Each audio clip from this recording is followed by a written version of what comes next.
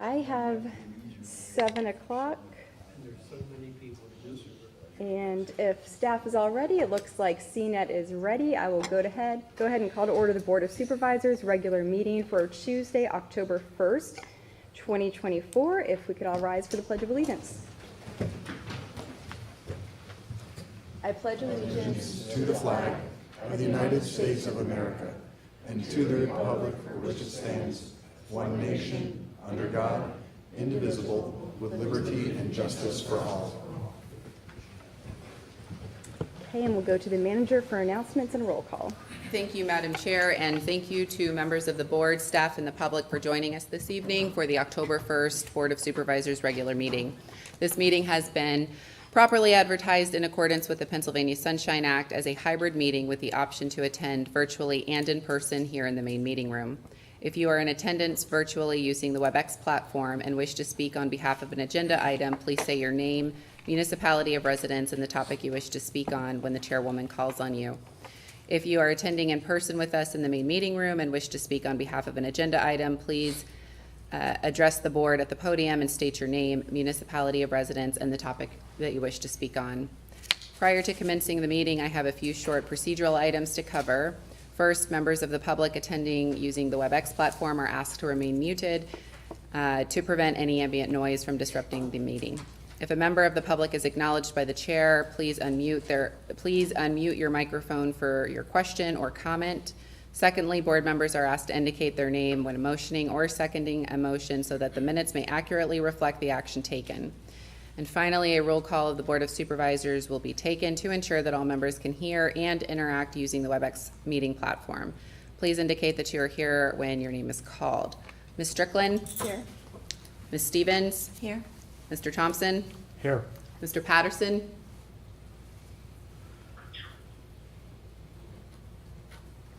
Mr. Heller? Here. Thank you, Madam Chair. You have a quorum. All right, thank you.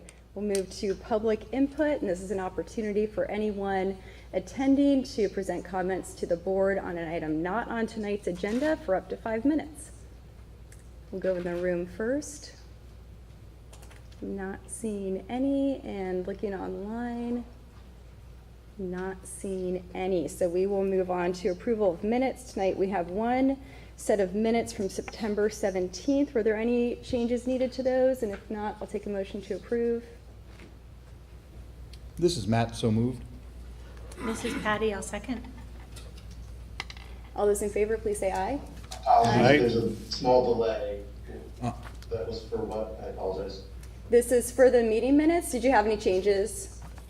I did, thank you. There were a couple of places with some small items that were a little bit off. So number one, Public Safety Committee, there was it was saying something about, I stated that the agenda is in the packet, I didn't, so please update that. And then under the unfinished business, I just wanted to make sure that we all, at least what I recall from the meeting, was that we concluded with, hey, the manager has enough information to kind of take back and bring to the next meeting, kind of those list of options. If that's not others' recollection, that's fine, but it didn't. I wanted to kind of make sure it read out that there was kind of a finality to that discussion, and that was it. Honestly, Manager, do you think those are substantive enough that we need to redo the motion and vote, or can you make those changes? I think that's fine. Okay. All right, very good. Okay, are we good to move on? Yes? Yes.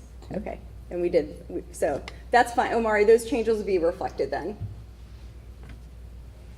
Thank you. Thank you.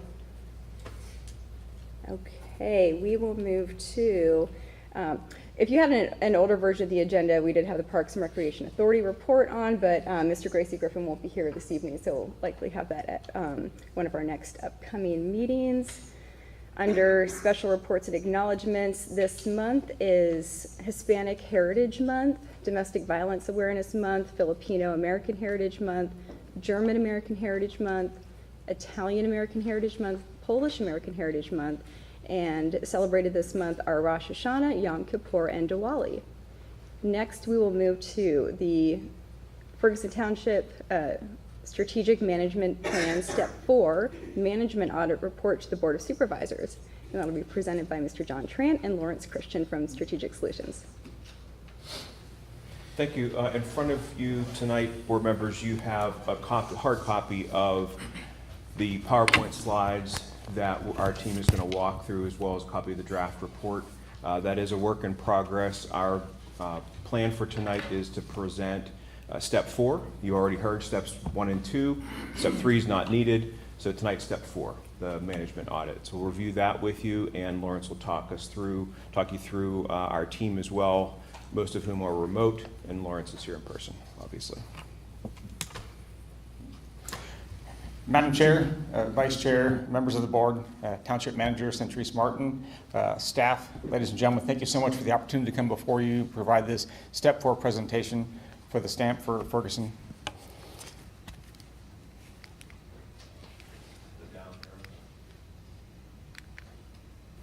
There we go. Just wanted to start off with the agenda and some opening comments. This is the agenda we'll be following for this evening's briefing. We'll talk about the project team a little later on, or just momentarily. Operational approach. That operational approach was designed at the beginning of the meeting, and it aligned the timeline and all the key components of the project. We'll talk about step 1, step 2, review takeaways, introduction, some context, which I think is very important, the process we use, some department reviews, along with some recommendation strategies to action. The voices of the township talk about some key, step 4 key takeaways, and then we'll close it up with that operational approach review. The team should be very familiar from just a few months ago. Some of the individuals you do not see but are online tonight. As you can see over here, we have Kara. She was the primary auditor. She'll be on to answer any questions and review a couple components of the Stamp 4 that are pulled forward from Step 1, Step 2. Also online right now, Brian McCall, engagement partner for Mar Bissell. We have our safety consultant, Bob Johnson.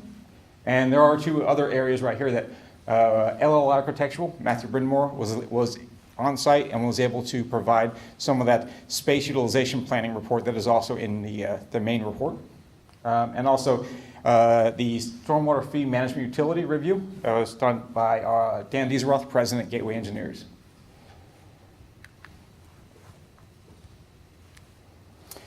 The operational approach, no change from the last time, but on time, on target. There were some budget delay, not budget delays, but there was an audit delay. So we were able to make up that time, and I think we're very happy with our progress so far. Right now we're at October 1st. The only thing that's left to do right now is we're going to talk about Step 5 multi-year plan coming next, and then the Step 6 multi-year implementation plan. Those are all based off of the first 3 major steps, Step 1, Step 2, and Step 4. Some opening comments I think are really relevant. I really want to commend the township team. They are amazing. They are a lot of dedicated employees. They want to serve their community. They want to serve their township. This organization is in good shape. It functions very well. Most of what you're going to see, you'll see some things. You brought us on board to look at those components. I can guarantee you without hesitation, unequivocal, nothing in this report will be a shock to your township manager and most of the staff. She is well aware of everything. She's got a good track on it. One of the things that I've noticed over time, I've got almost 30 years of public experience, both in the military and local government. You have a huge township. 47 square miles is a lot of area. I had a very similar organization, and I had 40 plus more employees. So you are operating in most divisions within the departments, single points of failure. And those are individuals highlighting those departments. And also within your larger departments, such as the Public Works. They're very small. Again, nothing important is going to surprise most. All the way throughout the report, we had opportunities for those interviews, and we had some surveys. Those atmospheres helped us understand what's going on in the inner workings of the township staff. And so for that, it was very helpful with building out this entire report. I'll turn it over to Kara real quick. She's going to talk you through Step 1, Step 2 review, move on with those takeaways. Before Lawrence digs into step 4, the management audit piece of the strategic management planning program, I'll quickly give you a summary of steps 1 and 2, which we went over in a lot of detail at your last meeting. So again, this is just going to be a quick overview of what we did for steps 1 and 2. If you remember, these are the finance pieces of the strategic management planning program. Step 1 is the financial condition assessment. Step 2 being the financial trend analysis. For the financial condition assessment for step 1, we basically did a look back at the last 5 years of your financial information. When looking at that financial information, we looked for trends. We also looked at trends throughout the township and use all of that information from step 1, the financial condition assessment, to then perform step 2, the financial trend analysis, where we projected out the future revenues and the expenses for the years 2024 through 2028. While projecting the future revenues and expenses, we incorporated those trends that we saw, any economic and demographic trends that we saw throughout the town, taking place throughout the township as well.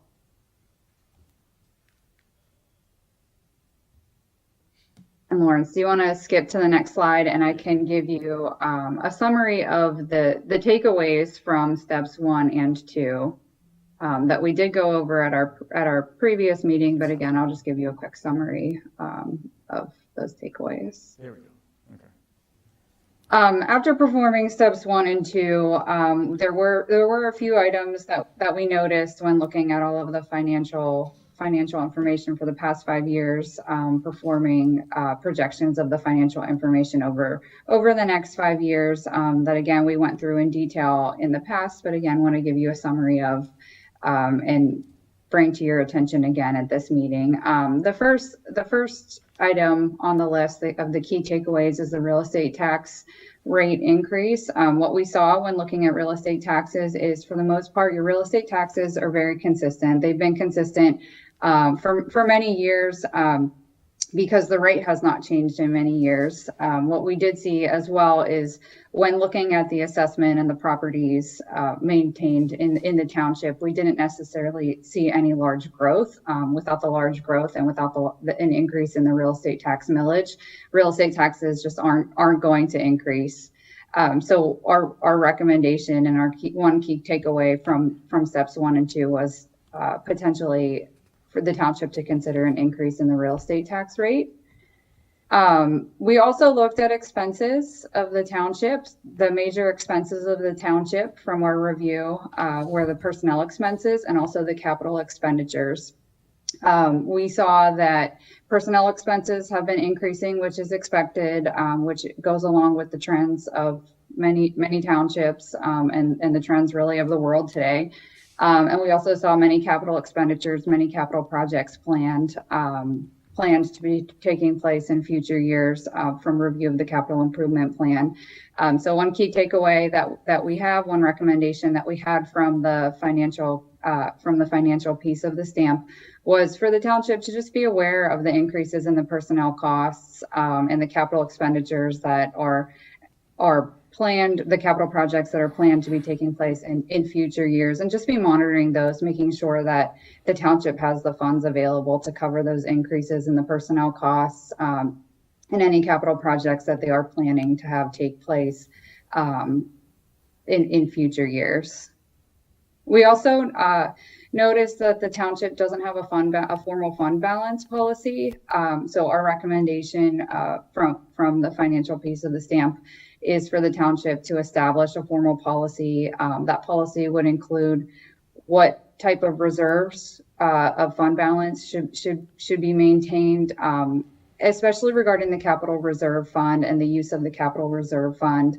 The township should be planning what capital projects are going to be coming up in future years, transferring funds to the capital reserve fund to cover those capital projects, and just making sure that they're maintaining proper enough fund balance in the capital reserve fund to cover any capital projects that are going to be taking place in the future. The last bullet on this slide, the capital improvement plan, I kind of covered this one talking about the other items as well. Our recommendation, again, related to the capital projects, is just for the township to ensure that they're looking at the capital projects that they would like to take place over future years, prioritizing the projects based on available funding and community needs, what projects are most important to the township and to the individuals living in the township, and also what projects and what funding is available to pay for those projects if the township doesn't necessarily have the funds to pay for them. Thanks, Gary. That was a great rundown. Are there any other questions from the board? Questions on it? I just want a statement, the idea of available funding and community needs. I really appreciate bringing that front and center as we think about capital expenditures and budgets going forward. So I'm just going to take that as a takeaway. Thank you. Thank you. One thing I would fail to conduct at the very beginning is I'd like to recognize our DCD representative, Lisa Burns, who is joining us online. She has been a fountain of information and exceptional help during this entire process, and we want to personally thank Lisa for all her hard work on that one. Move on to the next slide. Really, this in itself just gives you a snapshot of what the step for management audits is. And it's a high level. We talk about really working collaboratively with the staff. Without the staff, we cannot get all the information required to perform this audit. Employee interviews, surveys, those interactions are critical to the success of a management audit and the entire STAMP process. Those functions, site visits, meetings, interviews, surveys, they helped us summarize the challenges, the observations, those recommendations, the keys to strategy, and any of the anticipated outcomes that you look to see in the coming future.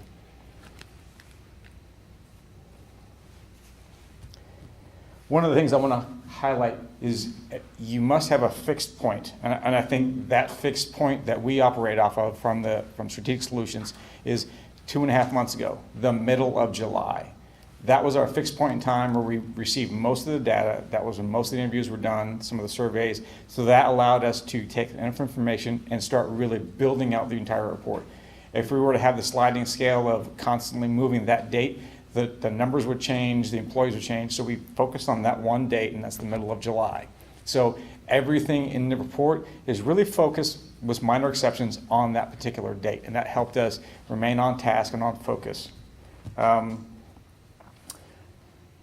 of the things that you'll see right there is specific references to any of the departments, any positions, those names, employees.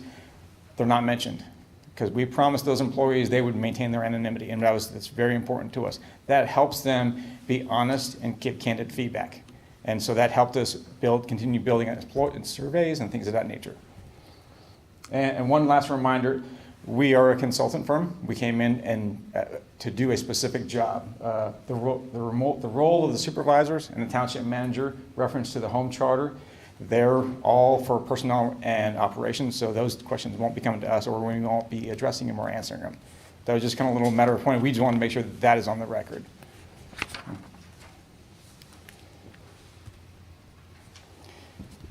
Our process. Our mantra within the Strategic Solutions is we listen, we engage, and we advise. That's what you see before you right now. We reviewed numerous documents. I have volumes, and every page, every document was reviewed in meticulous detail. Those ordinances, charts, staff, job descriptions. We used a lot of materials to include every job description that we could get our hands on, policies, budgets, all the CBAs, assets, inventory, reports, schedules, trying to get as much of a picture as we possibly can in order to provide a holistic view of what we were finding. And taking all that information, a big focus for us, and we had to find those intersections. Wherever you find information, from multiple sources, you have to look at those intersection of findings, intersections of recommendations, intersections of relevance for the report, and that's really where we're focused on. And you'll see that in the main body of the report. So what do we really find out? And we can get to the meat later on. Your employees care a lot. Bottom line up front, they really care. These issues did not start yesterday. These are years, sometimes decades in the making. And there's no saying there's mismanagement or things of that nature. But as the evolution of local management grows and the profession grows, organizations must maintain that same pace. Technology grows at infant rates. And if you don't maintain that elevation with it, you're going to fall behind. Everybody's heard about organizations, local governments being subject to cybersecurity. And what happens when you lose your own website, things of that nature. Those are commonplace every single day. And so keeping event just with that one little element takes time, money, resources that you as the township manager have to make hard decisions. And it's a tough road to follow. There were isolated concerns. I always call those pockets or bookends. They're on the outsides, but the main part of the employees, they like township, the Ferguson Township. So you'll see that one in the main report. We can't just put all of that one. We had to put some areas where you could focus and sink your teeth in, so the township manager can really dig in and work on some things. And this will allow to be able to move forward with that vision. From a township manager perspective, I always ask my board for a couple things. One, when I came on board for the foreseeable future, you need to take an appetite suppressant. The second thing is patience. When you dig in, dig even harder for that patience, because that manager needs that time and space to sometimes build that airplane in flight. And so that's kind of really impressed upon. I always share that one. Whether it's welcomed or not, I think it's important that elected officials really understand that one. It's a hard job. Let's talk about the administrative department. Very small with a huge impact on the township and the community itself. As you can see, there's 9 employees there. Smaller budget in comparison. It's only about a 4.5%. What does it encompass? All the township management, IT, HR, public engagement. It is literally like half a dozen mini departments all in one. And most of them are a body of one. So there is no backstop for them. What you can see for that one is the challenges are constant, and that department is not immune. Staffing challenges, technology challenges. You can see on the right-hand side here, they're in red, orangish, and for highlight and to bring them out. That doesn't mean that they're all bad. They just need attention. And I think everything that we're talking about, I think Centris is tracking 100%. And your township manager is tracking. Resource constraints, capacity issues, those shared services. We talked about the COG and the CADA, technology integration, IT, great infrastructure, but it also, I'll say this one. You talk to most IT individuals and they say, how much is this going to cost? And I use a famous quote, that is a hole with no bottom. You have to keep investing that money to make sure your IT infrastructure is maintained.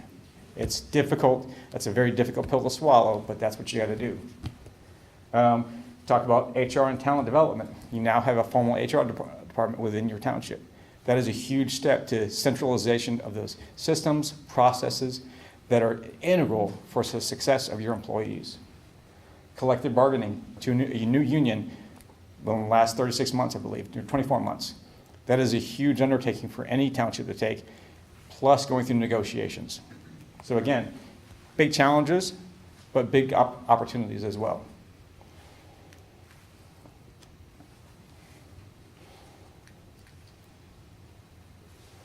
Oh, I think I jumped one. No, I didn't. Okay. So let's just start talking with, here's our COG. We talked about what those local numbers match out to. As you can see right here, we took Ferguson. Those numbers add up to about $1.9 million. As you can see, Ferguson pays the most of all the communities around.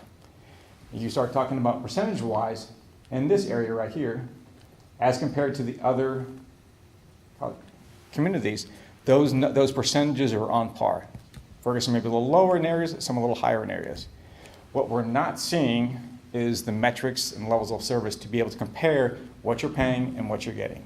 That's a difficult process to do, and I believe with the new executive director coming in for the Center Region COG, I believe that is an area of concern that he's going to take on as a mantle in the coming future. Because I think the managers collectively within this area are going to go ahead and make sure that is a task he has brought forth. As you can see down at the bottom, all those percentages, that's out of the 24 budget.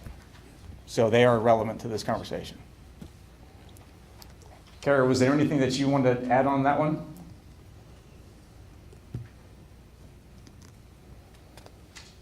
No, I think you hit the highlights. It's important to look at what Ferguson is contributing compared to what the other townships and boroughs in the area are contributing, and just think about the size of Ferguson compared to those other townships and boroughs.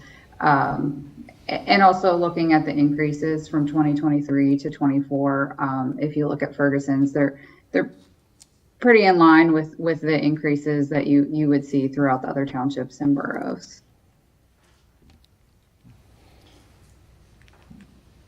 Moving on to the CADA. As you can see right there in the bottom point, CATA budget 2024 was $24 million. The township share for that one, for all of the CATA bus, CATA ride, CATA go, and CATA commute, that's the entirety of the CATA arsenal, is $156,000. So really, I think that was equates to less than 1% of the entire budget, but those services are provided to Ferguson Township. The upper part really is the COG. That equates to about 7% of the COG budget. So it still is a significant amount for the township to be paying. But then it goes back to how do you correlate that one to those levels of service provided to the township? So.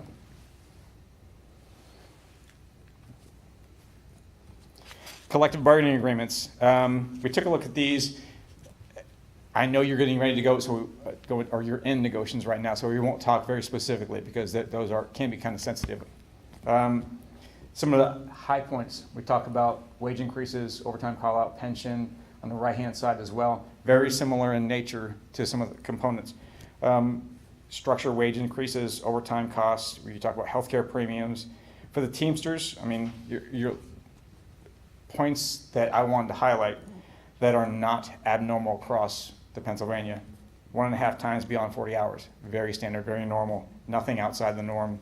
Healthcare premiums, 10% of monthly premiums plus 15% to any increase. Not abnormal.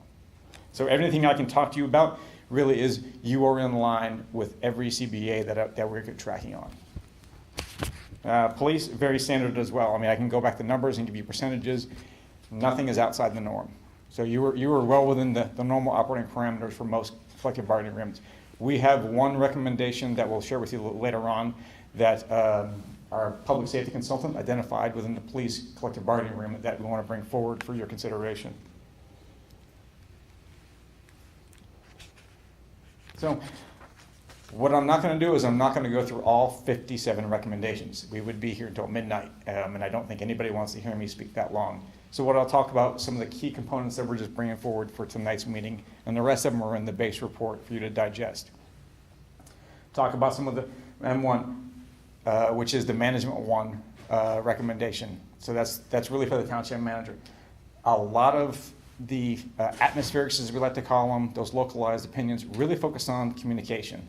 And as the manager continues to get their hands around the township and the staff and the operations, I think formalizing communication strategy with weekly department meetings, really kind of formalizing that one, enhancing it. We know that already goes on, but I think putting a very deliberate process and a deliberate intent to address some of those concerns will go a long way. We'll move on to the COG. This is the number 3 for the COG level, and that's that level of service transparency we talked about earlier. What are you getting for your money? And I think that really will help you understand the investment of township dollars into those services. The CBA 2, improved disciplinary clarity and efficiency, and this really goes to the police department. I think streamlining those disciplinary actions, protocols for quicker resolutions, so things are not happening or hanging out for a longer period of time. And those are connected in detail in the main report. There's nothing that's good, again, these are not outlandish, these are very in line with standard operating procedures, best practices across the state here.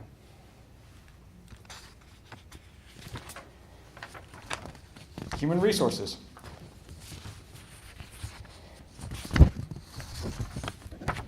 So this is a brand new, I think Molly has been in place for about 10, 11 months now. Very impressed with her. She has a good grasp of everything she needs to do. It's just going to take her a while to do it. As you can see, there's 3 employees. She not only has human resources, but also the new engagement coordinator. So that will help for a lot of the community engagement, public engagement for events and things like that. Some of the elements on the right-hand side that she knows about, and so does the township manager. I think it was priorities. When we had our kickoff meetings, she says, I want to talk about this and this and this, and I want to know about this one. And those, not surprisingly, are what you see on the right-hand side. Succession planning. What is it? How do you do it? Where does it go? How do you identify that key talent, make sure they are trained, professionally developed, and able to take on to the mantle of that position when someone walks out the door. Difficult, easy to say, difficult in actual application process. Operations manual. What happens if I win the lottery tomorrow? Who's going to know how to do my position? Detailed position actions for every position in every department. Again, easy to say, a monumental task to do. We talked about turnover and staffing challenges. A lot of tenured employees that have decided to move on. People that, I'll say it, where once standards and accountability are introduced for certain applications, they're like, well, I think I may go somewhere else. And that's okay. And some of them are staying on, and I think you have a lot of great employees here that are helping out. Your training and development. It's always an iterative process. Those that need specific training in their jobs, their positions, professional development, those are things that have to be specifically identified and put into a system and a process and move forward. We talked about the HR systems and the risk management gaps, which I really want to talk about at the very end there. I'll talk about a couple of the recommendations that we want to bring forward. Customer service training. You have a lot of public front-end facing staff. So with the interaction with them, either it's at the front desk or on the phone, that will help them with customer service or resident satisfaction. Whether it's a de-escalation techniques or just talking about and getting that individual to the right place to answer their questions is important. And sometimes we all know that's not intuitive. That has to be taught. And so those skills are really important. Job description audit. I think Molly will have a heart attack once she figures out what I'm asking to do. Like, everybody who understands what an HR job description audit knows that is a huge undertaking. But it is something that has to be done. And it's not just the job descriptions, it's the correlation of every job description, highlighting it from what the actual says on the budget and making sure all the three things align. There's ADA compliance specific factors for each position. So there's a ton of work there. And I think she's already up to the task for most of it. We talked about succession planning, operations manual, the risk management strategy. Roughly 20% of your budget is spent on insurance or insurance-related activities. That is a huge number. There's opportunities there to go for risk mitigation strategies, to talk about public safety, infrastructure maintenance, safety committees, things that will help. And when you go forward and you try to get new insurance quotes, will help your rate and bring that down. That money can then be used somewhere else for capital projects. So using that strategy will help take that investment of funds and put them elsewhere where they can do some really good. I believe that a risk management strategy or individual was on a previous year's budget. I think it's a really interesting thing to try and put that strategy, or really integral thing to put that strategy in place. IT. I love IT. I think making sure that the infrastructure is in place for organizations is incredibly important. You got a single person handling IT with Hinton Associates as the backup for the third-party IT vendor. You got about 77 plus computers, 16 printers. You got about 19 disparate software systems within the system. No core function that allows all of those software systems to talk, to have a main database for referential integrity for that data. So what does this mean? Multiple entry points of information across all these different data streams. So that's multiple points of failure or potential failure for having the same information put in multiple systems. They're all needed, but how can we get better, more efficient with that one? And that's really 2 or 3 of those challenges that we want to talk about. You know, the integration gaps across the system, lack of standardization, the hardware inconsistencies. I know Todd is kind of working on making sure there's what we call a pure fleet. A pure fleet helps when you have one system in place, because then you know you can go right to the same organization and get whether it's the Dell 2560 or the Dell 2580, it's all the same. So everybody knows how to work on it. It's easier turnaround, easier fixes. Talk about that data security. Referential integrity is so important to organizations these days. That is a common set of information. That database has to be pure and it has to be consistent. Once that's set, all plug-in systems now has a single source of database to reference. So you put the information once in either electronic content management system, records management system, or something that all of these disparate software systems can then plug into. It really helps out. I know I probably give most of you a heart attack because that's not going to cost. That's not cheap. That's very expensive. But that also is a long-term vision. This is why this stamp process is 5+ years.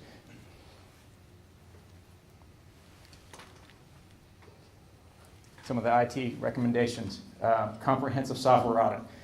That's not just taking down what these software systems do, really is the integration gaps.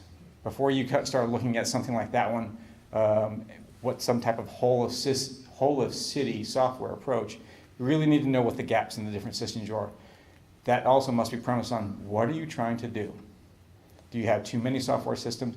Can you cut some back? Are you using each one to the fullest potential? Where can we get some economy of scale and savings? So that's what that audit does, and allows you to see what you're supposed to do, and there's some potential cost savings there. Maybe you have one system that can do the job with 3, then let's use that one to the full potential. We see Tracer, optimize that Tracer for field operations. We don't believe it's working to the full capacity, and really kind of getting that one rolled out sooner rather than later, I think will help the planning and zoning, those permitting aspects of it.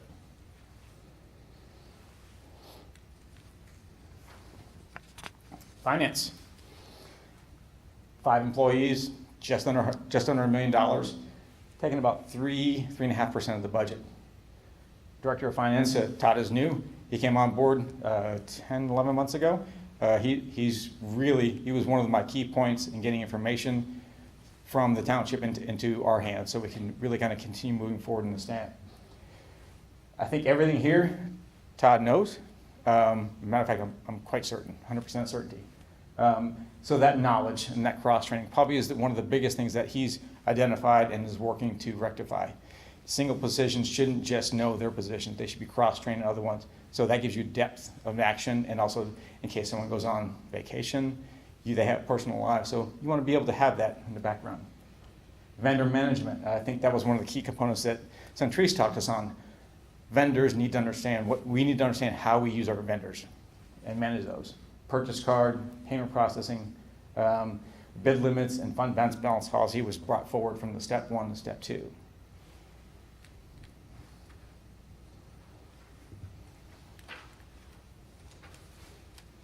Here's a few finance related, got that cross training, that fund balance again was brought forward, and the real estate tax rate increase potential.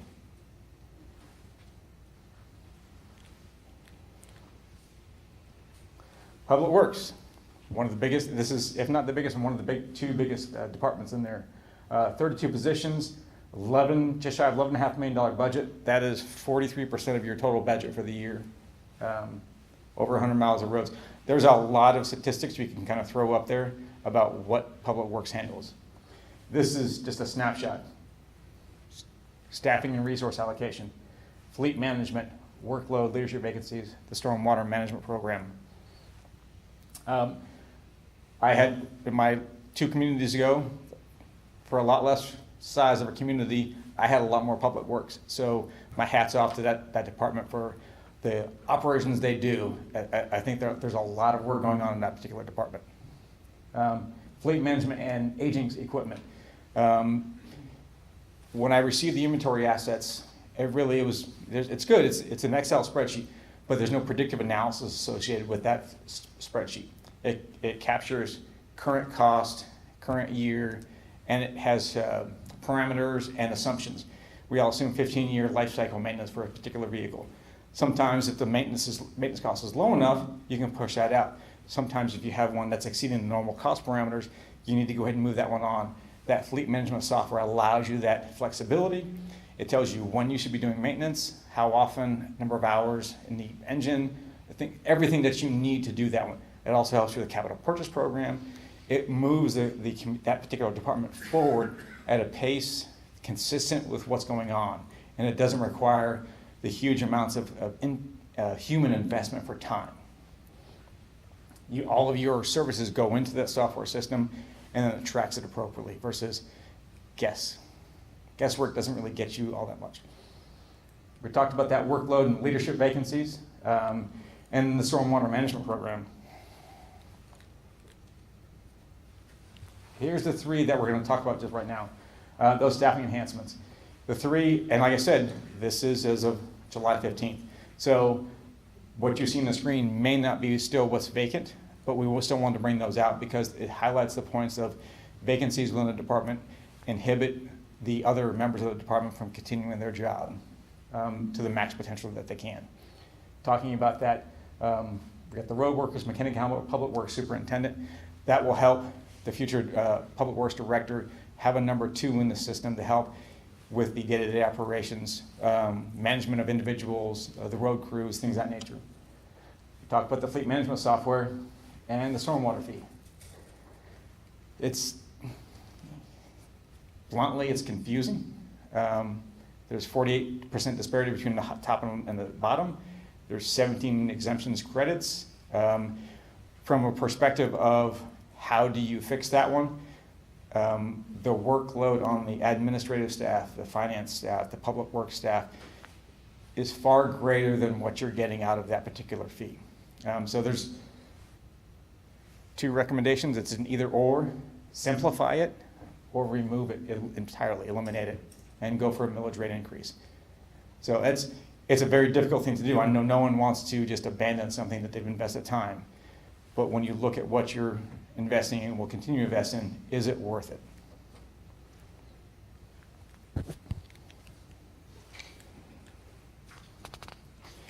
Planning and zoning.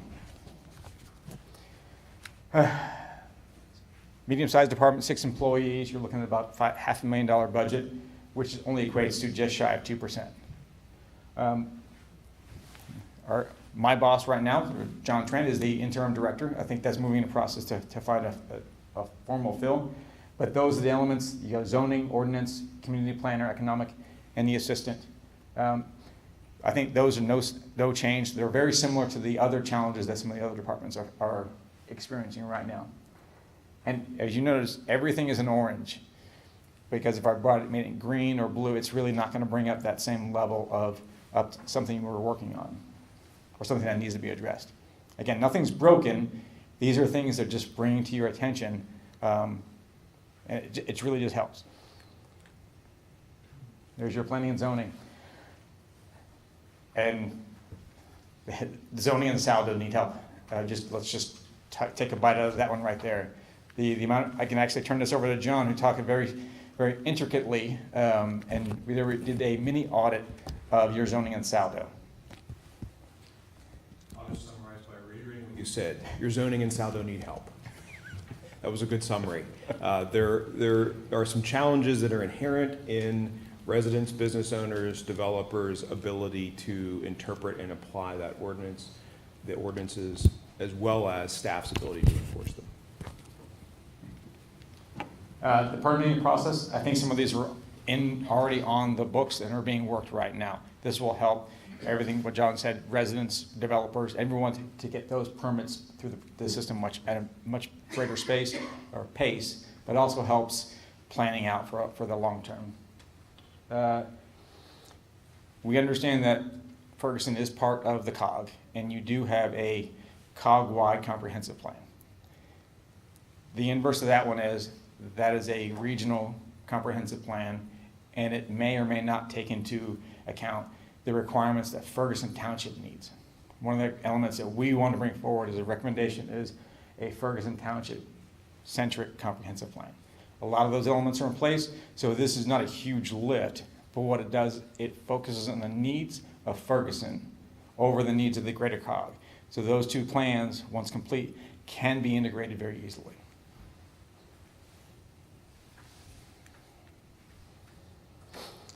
And with that one, I will turn it over to my colleague, Bob Johnson, to lead us through the police.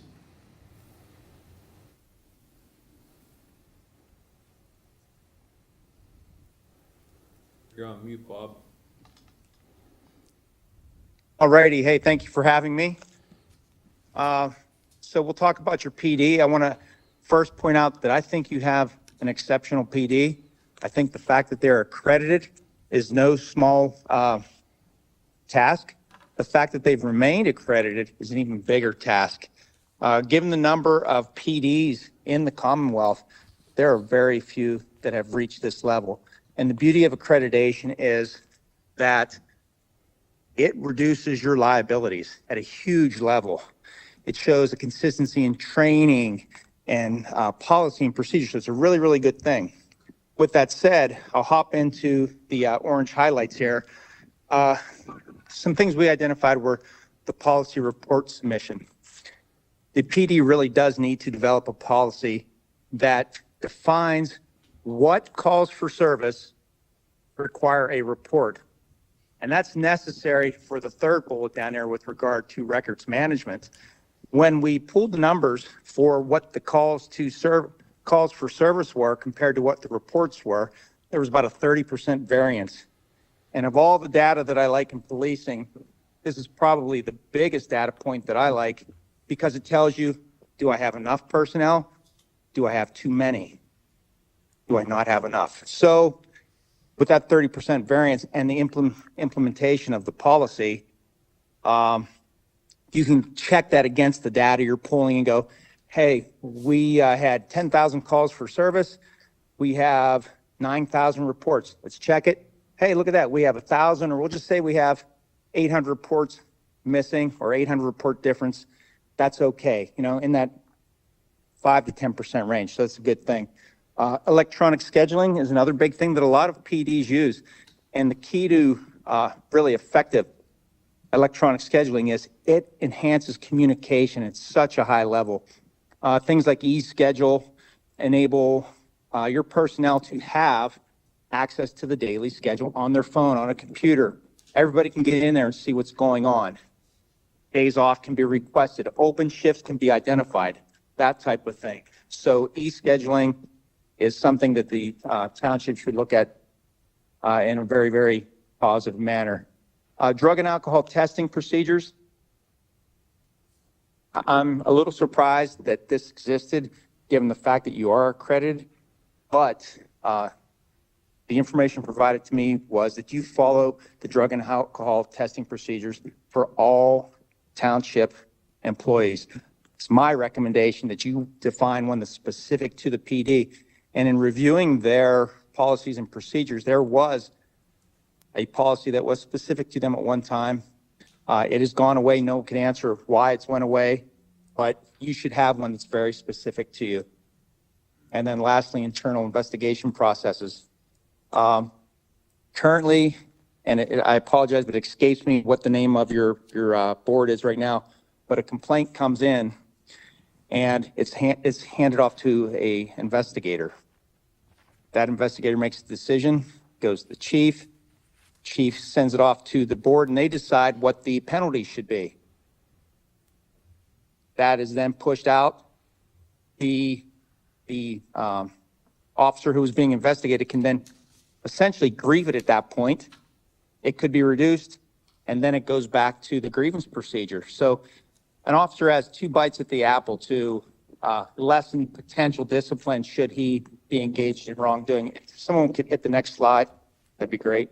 We can talk about the things that we have to go to right away. So we spoke about that policy and procedure management. This is something that a lot of other places use. We talked about the importance of having policy and procedure. With this Power DMS, and it's just one platform that's out there, part of accreditation is annual training and record keeping associated with that training. In Power DMS, you can put out your use of force policy every year. That on May 1st, we are going to have everybody do this.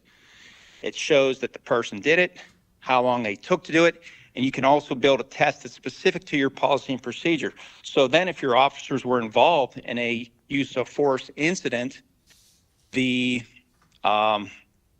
you went into any form of litigation, you could say, look, last 5-6 years, we've done this. Here's the documentation. And it really, there's a tremendous amount of liability in policing. But when you have things like this and you're accredited, it reduces your liabilities. Many, many departments don't do things like this, and they don't have the paper trail to document the things that they've done. This gives you that ability. So that's a really good tool. We spoke about the electronic scheduling system. I can't speak highly enough about that. I think it's something you should explore. And then we talked about that internal investigation and discipline. And my recommendation with regard to that is this. We should eliminate the board that reviews this at the front end. An officer should be assigned the investigation, and they have a really nice process in place that I think was every 3 months, they rotate who's going to get an investigation. When that investigation is done, and it's conducted without any, with only factual information is given to the chief, discipline should be determined by the chief and or the city manager. And in the local policing environment, the agency that I was part of, we actually had a very detailed, if you do this and this, that goes to the chief. If it's this, it can go to the chief or the city manager. Certain offenses have to go to the city manager alone. And then once that discipline comes out, the grievance process begins. So I would take a hard look at that. Lawrence mentioned the one thing that I discovered during my review was in the collective bargaining agreement, the CBA says that any officer working outside of Beaver Stadium shall be paid 2 times their hourly rate. And then it goes on to say a couple other things. What isn't clear, and it's written very vaguely, is does that money specifically go to the officer? Because as read, I believe it tends to make you believe, well, it tended to make me believe a couple things, that the officer is getting those wages, but it also made me believe that the township is getting reimbursed at that rate. And why this was problematic for me was if that officer is getting double time for those games, I think there's a potential to secure a tremendous amount of extra wages annually that could count against the pension. And if that is not a realized expense, that could really hurt the township in the long run. We asked a couple questions, no one could give us a definitive answer. So I think you should really look at the where those monies go. Is it the township that's getting reimbursed? Does it go to, or does it go to the officer? And if so, does that count towards pension? Because I think Beaver Stadium, they get what, 4 or 5 home games annually? I should know this because I'm a Penn State fan, but I can't recall off the top of my head. But that could add up to a big chunk of change at the end of the day. So that should be really looked at. And I hope everybody could hear me because the noisiest cars in the world decided to drive by me when I was on this section. Am I missing anything there, Lawrence? No, Bob, sounds like you got everything. Okay, I think that was it. Does anyone have any questions for me? Alrighty. Seen any? With no questions being asked, I'll turn it back over to Lawrence. Thank you for having me, and keep up the good work. You guys do a really great job up there.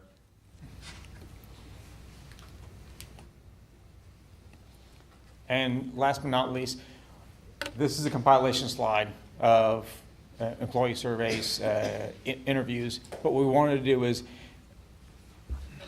just give you some atmosphere, as I like to call it, some contextual understanding. High level of camaraderie with your peers, like they enjoy working together. There is a concern about lack of permitting and planning and zoning, and I think John and Centuries have already looked at that one, and there's a plan in place. There's some departmental dissatisfaction with their immediate supervisors. But out here on the left-hand side, in the broad sense, the township employees highly value their coworkers and are working with the general public on a daily basis. Adequate staffing, evenly split 50-50 between yes and no. Depends on what department you go into. Mixed levels of comfort regarding raising concerns. Again, those were isolated, what I call pockets, really kind of relegated to, I think, 1 or 2 departments. Mixed morale with newer employees versus long tenured. Well, we found some of the newer employees, very, very happy to be here on a daily basis. And I think one of the high points that we talked about, that interdepartmental communication. It's just, I think communication is the #1 seed killer for a lot of organizations. The more communication you have, the better off you're going to be. And Centuries is, I think we talked about this in a while, that she's working on that one. There's a long-standing, like getting a communications coordinator, engagement coordinator, things in nature, regular staff meetings. That's something that has to grow and evolve over time. You just can't flick it on a switch and move into that. And I'll come to close with this particular comment. As a manager, you inherit the organization you inherit. That's it. That's all you get. So it is what it is. one of the things that you are forced to do as a manager is you accept everything that you've been passed the mantle to, the good, the bad, and the ugly. And I think your township manager has done that one. So, I mean, she owns it, whether it's a good process, bad process, or something that was just 20 years old. And she's working diligently to make that changes. And again, that takes time, patience to make sure those things happen. And what our process here to do is identify those challenges, observations, bring recommendations and strategies to action to the table for the township. It's a small document. I mean, it should be done by like half hour. It's only 186 pages, so that's light reading for tonight. So pending any questions, Madam Chair, members of the board. Thanks very much. Questions, comments? Was a lot of information. So yeah, go ahead. Yeah, I'll just make some comments. First off is back to the Center Region Council of Governments. I appreciate you calling that out. You know, what are we getting for our money? On the Finance Committee, I think that was one of my very first questions when I saw that we were paying the most across all other municipalities. And I think it would surprise residents if they went up to any piece of park equipment, for example, and saw a little sign that said, Ferguson Township contributed the most to this piece of equipment. And that was everywhere. So those concerns I'm trying to bring back to the Finance Committee, and I think that's going to be an important thing for us going forward with the executive, with the new executive leadership there. So I'm glad that you spotlighted that. In general, I do want to thank you for taking the time to do this, as well as staff, right? This is an ongoing and long process. So to have an open door and to have thoughtful discussions to then help inform how we move forward is absolutely invaluable. So I want to thank everybody for contributing their time to this.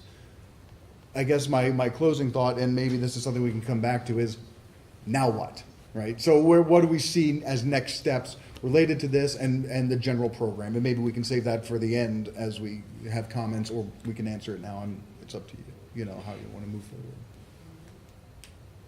Yeah, we can see who else has comments, and then that would be my final concluding question would be, you know, what are upcoming. But yeah, if you want to address that first, that's fine. For some reason, that second to the last slide is keep skipping through. Closing this up is the operational approach. The next step really is step 5 and step 6 of the stamp process. What that entails is a strategic management look for those in those 5-year plan, and then the implementation plan as well. So this is our second time coming before you. Right now, the next phase is we work diligently with the staff, and we find those recommendations, those strategies for actions, flesh them out to hopefully to their entirety, to allows them in that back and forth, and then put that plan and an implementation plan in place. And so that will happen over the next 30 to 60 days. And when we conclude this process, that will also be the entire report with step 5 and step 6 as the conclusionary aspect. Can I have a follow-up? Oh, so then just a follow-up question. For example, in the IT side of the house, which, by the way, I think we have 2 IT professionals on the board here this evening, so that's always fun. If I look at something like underutilized technology investments, would we anticipate seeing something called out in future presentations to say how this would be addressed? Not a presentation, but in the final report, looking at every single one of those 19 different software elements and looking at the utilization of them. And when that element is brought forward, it's easy to say do an IT audit. But when you start looking at every single software piece, what are the capabilities, what are the limitations, what are the gaps in that one, and then looking at that one, can these things be used in a similar capacity? Can one be enhanced while the other one removed and taken off the books? Those are kind of questions that we would ask and kind of flesh out. When those recommendations are then brought before, the township manager says, okay, that goes on the 3-year plan or the 2 years. That is a kind of a rolling 5-year that helps us understand where that goes on the timeline based off of your vision, linked down to the operational approach for the manager for the long haul. Yeah. Thank you. It's a very iterative process that those last 30 to 60 days. Awesome. Yeah, thank you for that. That's all I had. All right, Jeremy? I was gonna say, I really like all the work that has gone into this. I think this is a great wealth of information and to help us move forward in creating more efficiencies within the township to help save on cost and expenses, and even to better serve the community as a part of that, so. Patty, any comments or questions? Nothing, really, other than thank you to you and to staff for the work that's put into it. And I think it's a great tool to use, particularly as we do CIPs and budgets and everything. It's a lot. And understanding that we have a lot of growing pains, and it's very helpful. So thank you. Similar plans like this, when I was a manager, they stay on your desk. They're dog-eared, they're tabbed, they're highlighted. There's like your notes are in there, and they help inform and influence monthly, quarterly, semi-annually, annually operations. And so that helps when you start building the budget out, like where we're going to go for some of these recommendations. And so that helps inform and influence. And Omari, comments or questions? Yeah, good evening, and this is very comprehensive. Thank you, or well, informative. I don't have that packet that was, I'm assuming, on my seat there, but I'm sure I'll have some good nighttime reading, 30 or so minutes. Thank you for that. I was curious, just on one of your first slides, you mentioned that you had a staff survey, and that was, I guess, part A of the question. That was just one staff survey? Yes, there was one staff survey. Okay. And then part two, how many of the staff responded to that survey? There were 31 respondents. Out of how many? 72. That's not so great, is it? What's your typical kind of response rate on these types of things? There is no typical response rate. We always try to get as many respondents as possible, but I mean, there is no typical response rate based off of communities. It's all different. We did use a deliberate approach and coordinated with HR to communicate with staff repeatedly while the survey was open, to reinforce with staff that the survey was anonymous, and that messaging came through HR so that it wasn't an outside consultant and there was trepidation about how the information would be managed. So that was coordinated closely with HR with the goal and hope that we would get a higher response rate. So 50% isn't 100%. And we can't make staff submit a survey response, but we were happy to have what we got. Yeah, no, I think it's decent size, but I think for a township, for a staff, I mean, especially if there's some folks that really want to, lay their grievances and put things on the table to make change, that this was their opportunity for 40. One of them, and perhaps they didn't take it. So, maybe there's an opportunity to do this again in the future and we can get 72. That'll be good. And then the in-person interviews, I think it said 8. Is there a reason for the magic number of 8? I'm sorry, I didn't hear the question. Oh, that was all the directors. In-person interviews. Yeah, okay. The Yes. township manager and director level positions. Okay, that's okay. So it just didn't have that detail. So it was the kind of township managers, senior leaders, and I think it also said elected officials. So Yes. kind of the triumvirate there. Okay, very good. And all right. So there was kind of a discussion with the senior leaders of the township, but there was only kind of a fill out this survey for anybody else within the township, and that's typical in these types of evaluations. I still can't hear. I'm sorry. These types of evaluations. So we interviewed management staff, we interviewed the leadership team, and for rank and file, they had an opportunity to provide a survey. If there was anything in the survey that we felt warranted a deeper dive, we then circled back with the leadership team or management staff to get additional detail. Frankly, as Lawrence said, we cross-referenced a lot of the information that we were receiving, both in hard copy documentation as well as the survey responses that we did get. And there was nothing that seemed it was completely out of left field. There were multiple points of cross verification that allowed us to identify what the issues, challenges, opportunities are for the township. There were consistent messages that we heard clearly and consistently in that documentation and in the survey responses throughout this entire project. And to your point about the survey, yeah, we'd like to get everybody, you're right. Ideally, the township would do a survey annually, or whatever HR and the manager want to work on in terms of how to survey staff. And, you know, we survey staff in terms of employees in an organization or through, you know, communities that are tens of thousands of people strong. And I always encourage folks to just take the survey responses for what they're worth, right? And yes, you know, you made a point, Supervisor, that oftentimes the folks that are disgruntled are the ones that are going to respond. Again, you take it for what it's worth. We can't make people provide positive comments. The comments that we get are the comments we get, and we take it in the context of all the other information that we had, the staff interviews, the thousands of pages of documents, and review all that together.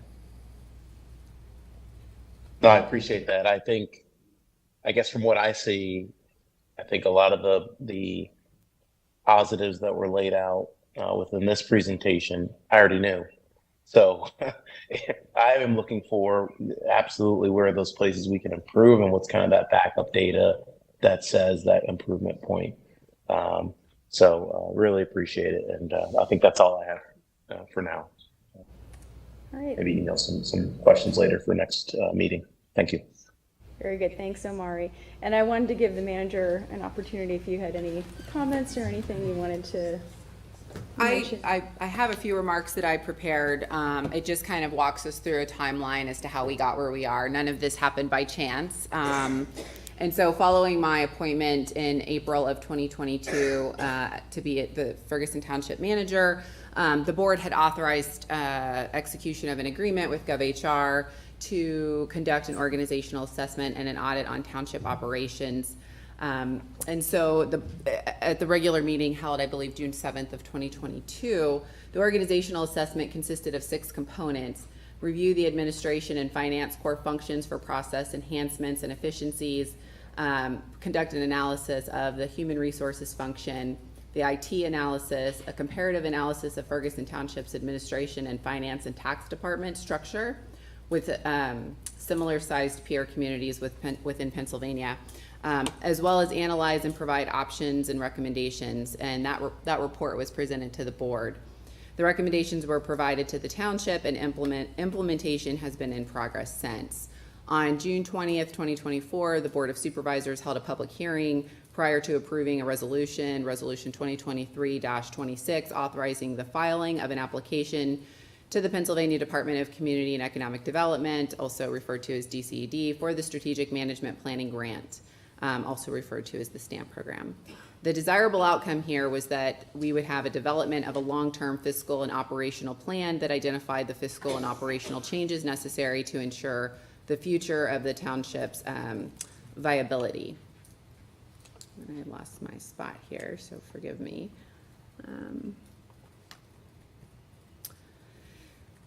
The township's future viability, and also acknowledging that DCD makes available grants that would result, as part of the recommendations that we received in this report, we would be eligible, if deemed approval by DCD, to execute the recommendations that are provided in the report. And this evening, I just want to take a few moments and say thank you to Strategic Solutions, specifically everyone here that's joined us and presented. The work that they've done is really impressive. I spoke with Lawrence just more in the last 3 to 4 days than I have this entire project, understanding that John Trant has served as our interim planning and zoning director, and I work very closely with him in that capacity. But understanding that Lawrence has been the project manager, and I really appreciate everything that you've done, and the interaction and the continued follow-up for information with Todd Grady. He spoke very highly of you throughout the process and really appreciated your professionalism. So I wanted to take a few moments and just say thank you. And so as the manager, I also want to say, and really it's funny, he's already shared this, but I truly embrace the opportunity to continue leading the township with a focus on enhancing and reimagining the township's systems, processes, procedures through a change management approach. I realize as the manager, it's my responsibility to embrace these opportunities and challenges that come with implementing change management. I also recognize that this report through the Strategic Management Planning Program not only refocuses our attention to the fiscal and operational necessary changes, but provides a pathway forward for a sustainable, methodical implementation of these enhancements based on the information that's been presented this evening. I am confident that my leadership team will continue to celebrate the achievements made thus far and continue evaluating with reflection and collaborative efforts for achieving financial resiliency for deliverance of high-quality municipal services. I want to acknowledge that to uphold this level of professionalism, accountability, clear communicative expectations that have been established for many years, but really reinforced since I've served, and I can express that because I've been doing that. It's not easy. It requires a high level of change, and change is not easy, and nor is it always easy for others to embrace. And so, I realize it's my responsibility to embrace this, and I'm here to continue taking this to the next step, and I look forward to continue to work with Strategic Solutions for implementation, to conclude this implementation of the study, and then identify where we might be eligible to submit for grants. And so with that, I'll just conclude my comments and say thank you to the board for the, continued support through the resolutions and the approvals for these studies to be done so we can continue to move in a very methodical, sustainable approach to reimagining our township and how we provide high quality municipal services in a very modern environment. Thank you. Thanks very much. Like I said, this was a lot of information. It's really, frankly, more than I could have imagined you'd be able to present at this point. I mean, I think that was a short amount of time that you've been able to get through so much and come back and present to us. So thank you, Lawrence, for the presentation, and John, and thanks to everybody who was present tonight and presented. I think we have a lot to absorb and to reflect on before our next presentations with the plan and the implementation plan. So again, appreciate it. If there is nothing else, I think that concludes that. So thank you.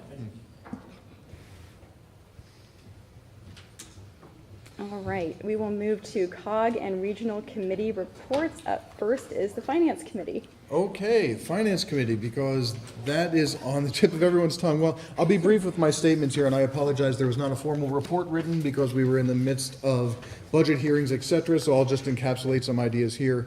Some of the things that we had talked about at our last supervisors meeting that were then carried forward. The COG building capital for the $130,000 on the parking lot, that was voted into the budget, so we will see that. I will say the other point, one of the points of contention that we did discuss was the $600,000 for the Hess bathroom. That is now only $305,000 because what they're doing is moving money from park capital to regional parks in the fund balance. So a little bit of a transfer there, but they were able to find money because one of the funds was so flush. So that cost is now not $600,000, but $305,000. So again, you'll see that in the budget. I was very pleased with SCLO Library because as we presented some ideas about like the $32,000 for flooring, is it possible to have that removed? The director there essentially came back while we were on break and said, yes, we will remove that. So done, it's off the budget. So a lot of good ideas there, but we would anticipate seeing that coming down the pike later. So where we're at right now is we're at 5.6%, which was under kind of what we had discussed previously around the 7%. So I think I was rather pleased with that number in general. So happy to answer any questions, but I know also we will be having staff from COG here at our next meeting on the 16th. That still stands. And I just want to thank the staff here because it was very pleasing in the Finance Committee meeting that as we started to talk about, COG mentioned we'd have to go to the municipalities and have this conversation. Ferguson was the only one that was already on the calendar. And Todd had brought that up, like we're already on for October 16th. So well done to staff for getting on that calendar and of course enabling me to kind of sit back and go, yeah, that's our staff. All right, we're on the calendar. So I'm looking forward to that discussion. We'll have more details here about the budget on October 16th from staff. That's that. Happy to answer any questions. All right, thanks. Questions for Matt? Just, Matt, I really appreciate you going out there, representing Ferguson Township, and being able to just work with all those municipalities. I understand there was definitely moments of like, we're not passing this budget if this is in there, or you better have that.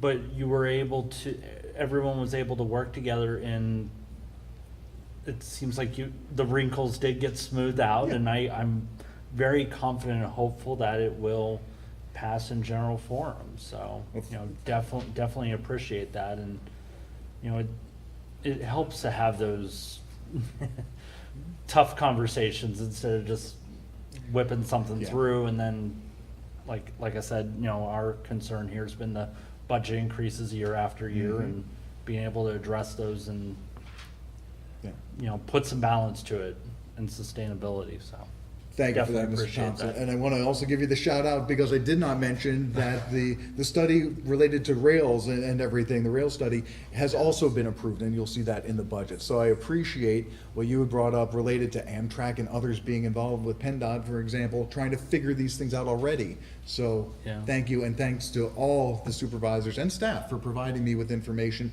that could, I could hold in the toolbox for those discussions. So again, I thought that was wonderful. And yes, thank all of you. That does go a long way when we're telling our representatives in the committees what, our thoughts and comments are, because that does definitely help in the long run.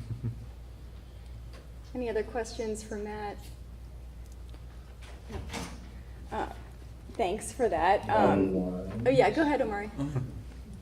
Hey, Matt, can you help me understand that 600K to 305K? You mentioned there was some, maybe the sources and uses you were kind of talking through.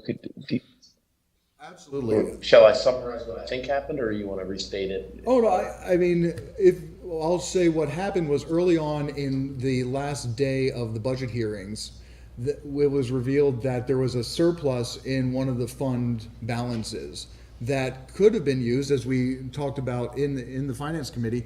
Hey, don't we transfer money from fund balances that have excess in there? And the answer was, well, yes, we do. So why can't we use this one fund balance that had so much money in it sitting there for really,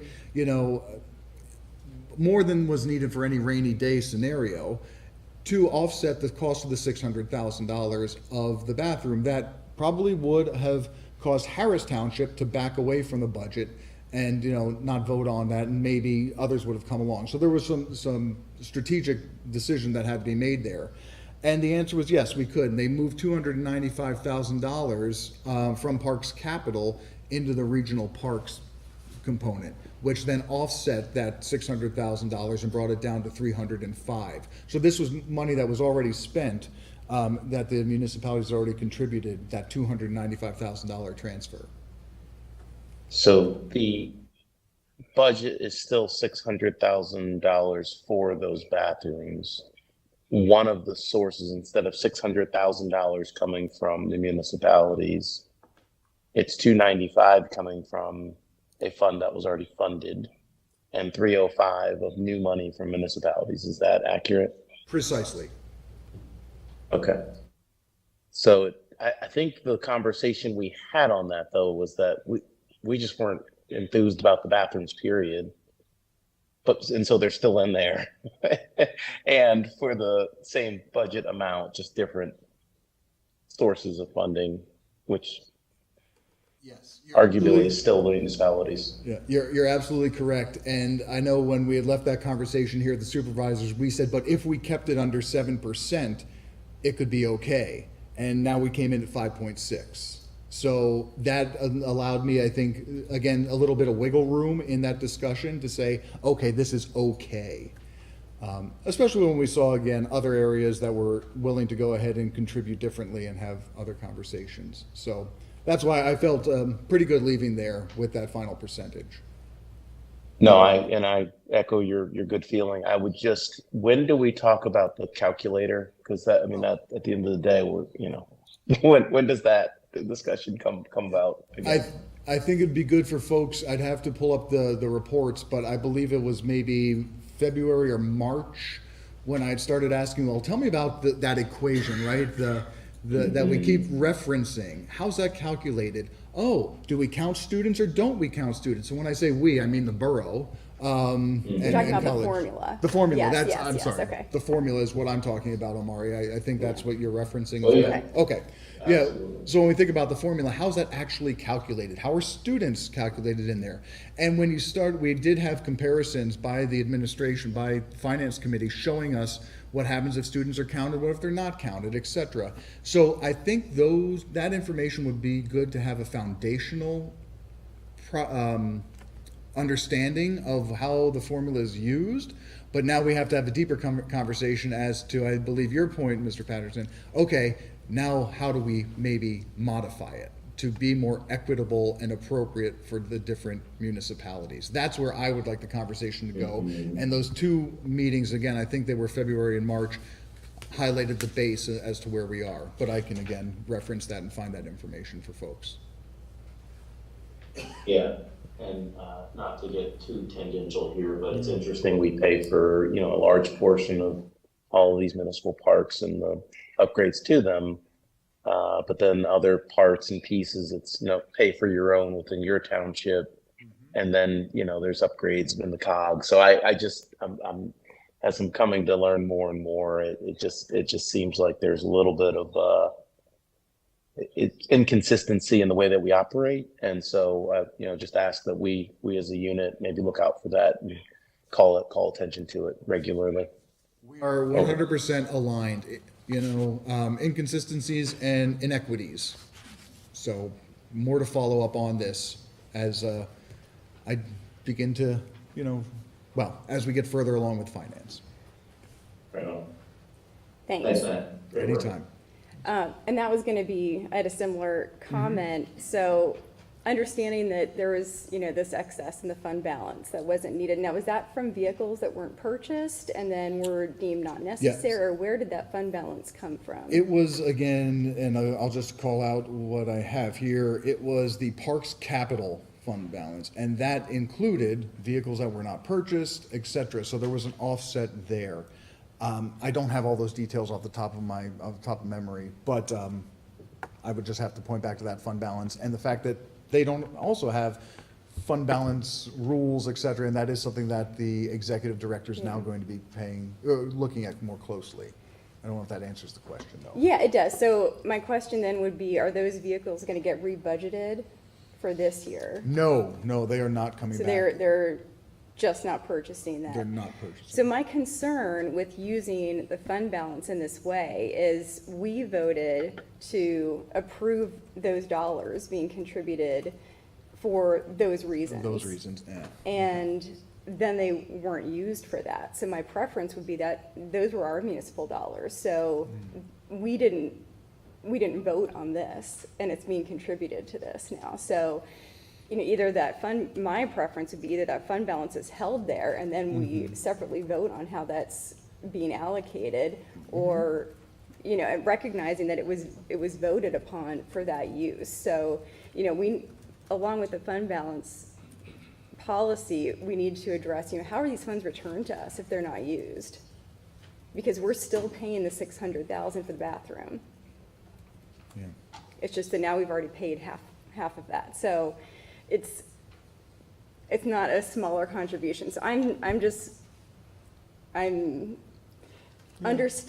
of, the position you're in, and we still were at a lower increased percentage than where we wanted to be. But it's that kind of thing where there was a leftover amount of money and perhaps that should have been funneled back into something else that was an ongoing or operational need, so that this was assigning it to something new.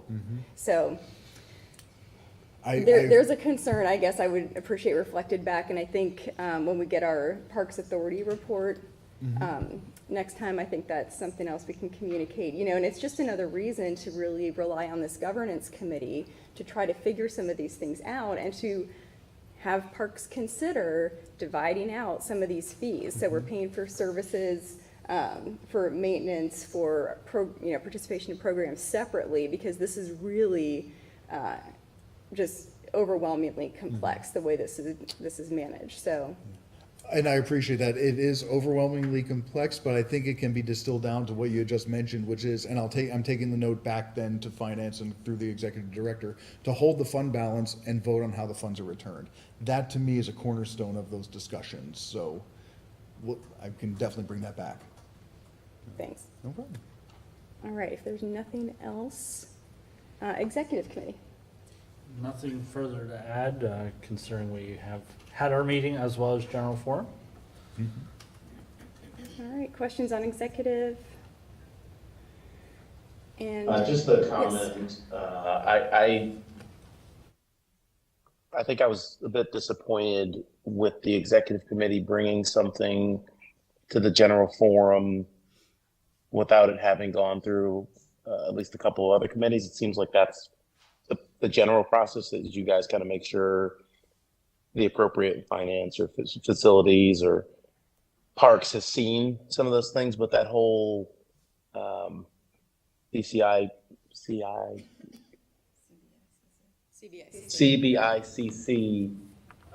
that was seemed to be very thrown together. So just, you know, as a maybe opportunity for not having that happen again, Jeremy. Maybe you guys kind of take a look at and I understand their timing, but they I think they did themselves a disservice in the general forum last week. Over. Thanks. And I agree, and you know, the issue arose there because there was an action that we needed to take associated to that. So I think if it had just been a presentation, we might not have had those issues. So Jeremy, anything else on that? Trying to find that agenda. I'm pretty sure that wasn't even on the executive committee. No, it was on the. I think I saw it on there. Yeah. And maybe it was on consent. No, and that's interesting. I wonder if the. So yeah, I think just, you know, as a note, you know, you heard all the concerns that were raised about that, and I think they were shared around the room by a number of people that, you know, we kind of had inadequate information to take action, but a presentation on its own could have been fine. So yeah, I think just a note to return to executive with. Anything else on executive? And if not, CCMPO coordinating committee met, and the agenda is included in the packet. I just wanted to note a couple of things, that they're working on a new project intake form, which will create a standard procedure for introducing things and suggesting things to be added to the tip, and this is great. You know, one more way to modernize and make things, you know, anticipated and expected. So just a lot of transparency with that. They're looking to adopt the active transportation plan in November. In the manager's report, I noticed the link to the survey results online. So you can go on there and you can see every point where an issue or comment was identified within the township and within the county, and go in there and see what those points were. So I was told that those, you know, that information would be available to us even once that that web page is taken down. So if we can have something documented about all those points of conflict between active transportation users and cars and different concerns, I'd suggest everybody go take a look at that. And then the other thing I wanted to just mention was that the representative from Patton Township did mention a proposal to do a study on 322 with the municipalities that kind of overlap there, for example, Township, Patton Township, and the borough, to kind of relook at use of that section of 322 as possibly more limited, and look at Science Park Road and Valley Vista. This was the first I'd heard of that, to rely more heavily on that. So that was interesting to me. So I just wanted to raise it. It was just kind of a suggestion. I hadn't heard that before, so we'll see if something formal comes out of that. Questions on that? Not seeing anything, and facilities was canceled. All right, we'll go to. Yes, sorry. Oh, yeah, go ahead, Omari. Back really quickly. Just one, in the, I saw that on that 322, that when one of the letters, I think, Phillipsburg was, their last sentence said something about, $2,000 to pitch in. And I was curious, is that enough for such a large study across a lot of area? And point to where that was. There's a letter in the packet, I think 70, just 71 maybe? Yeah, page 71 out of 364 is what I'm looking at. The president of Phillipsburg Borough Council said if awarding the grant, Phillipsburg prepared to provide matching funds in the amount of $2,000 for the study. I was just curious if that was enough. Like, was that, was this some, I don't recall seeing the cost of the full study, but, What page of the agenda that is? No, but I recall watching that part. Omari, what page of the CCMPO agenda was that? I just have the agenda packet, the full packet open, and I'm on 71 where it's a letter from Phillipsburg Borough. I'm not pulling it up easily here, so I might have to get back to you on that if that's okay. Yeah, no worries. Yeah, Okay. Okay. Yeah, let me just check that out because I'm not able to pull it up here quickly. All right, thanks for the question. All right. Okay. Okay. So then we will move, I will get back to Omari on that, and we will move to manager's report. Provided with the agenda is a copy of the manager's report, and I'm happy to answer any questions the board may have. Questions for the manager? Yes, ma'am. I think is congratulations in order for the grant for the park? I would say congratulations to the Board of Supervisors. Yes, we have been awarded, we were notified that the township has been awarded a partial grant in the amount of, as indicated in the manager's report. $553,000. Thank you. Yes, and so that is through Land and Water Conservation Federal Program. Yeah. Mm-hmm. Thanks so much. And then, so are we gonna need to budget some, is it matching dollars or is that just flat out, money we can use for that park? That's a great question. We'll go For ahead the and plan submitted? Great question. We'll go ahead and budget 100% of the required or the anticipated funds that we'll receive as part of a cost estimate from Public Works. And then what we'll do is we'll back out the expense with a observation in the budget that there's a grant award that the township is anticipating. So you will see that in the proposed 2025 draft budget. And we've seen that reflected in the CIP. Yes. With the, yeah, not with the. Not with confirmation that- award, but yeah. with the potential. Yeah. And so I'll take a moment and give a shout out to our Public Works Department team, particularly the engineers, as well as the Assistant Township Manager. They really worked hard and collaboratively to submit the grant application. All right, any other questions for the manager? Okay, we'll move to Public Works Director's report. Is Mr. Modricker online? Good evening. Good evening.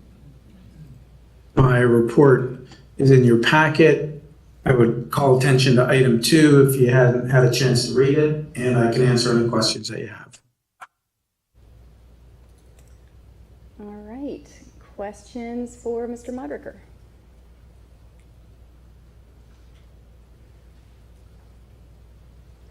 I'm not seeing any. Okay. All right, thank you, Dave. All right, okay, we'll move to unfinished business. First up, we have a discussion with consideration to amend, rescind, or retain Chapter 1, Administration and Government, Part 14, Stormwater Utility Fee, and we'll go to the manager. Thank you, Madam Chair.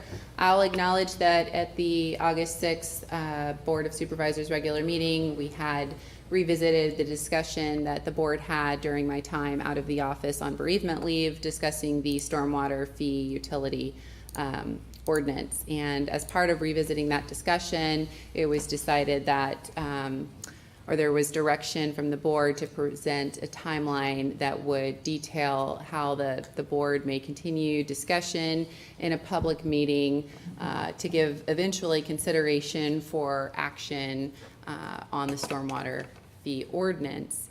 And presented here shortly, we'll have projected on the screen a list of the proposed options that the board may want to consider as you continue your deliberation with the public input that you've received over the last few meetings as part of deliberation, consideration on the ordinance. And this evening, the board is asked to consider action, and at which point the staff will take that motion, and pending on the motion that you make, we'll determine what next steps look like.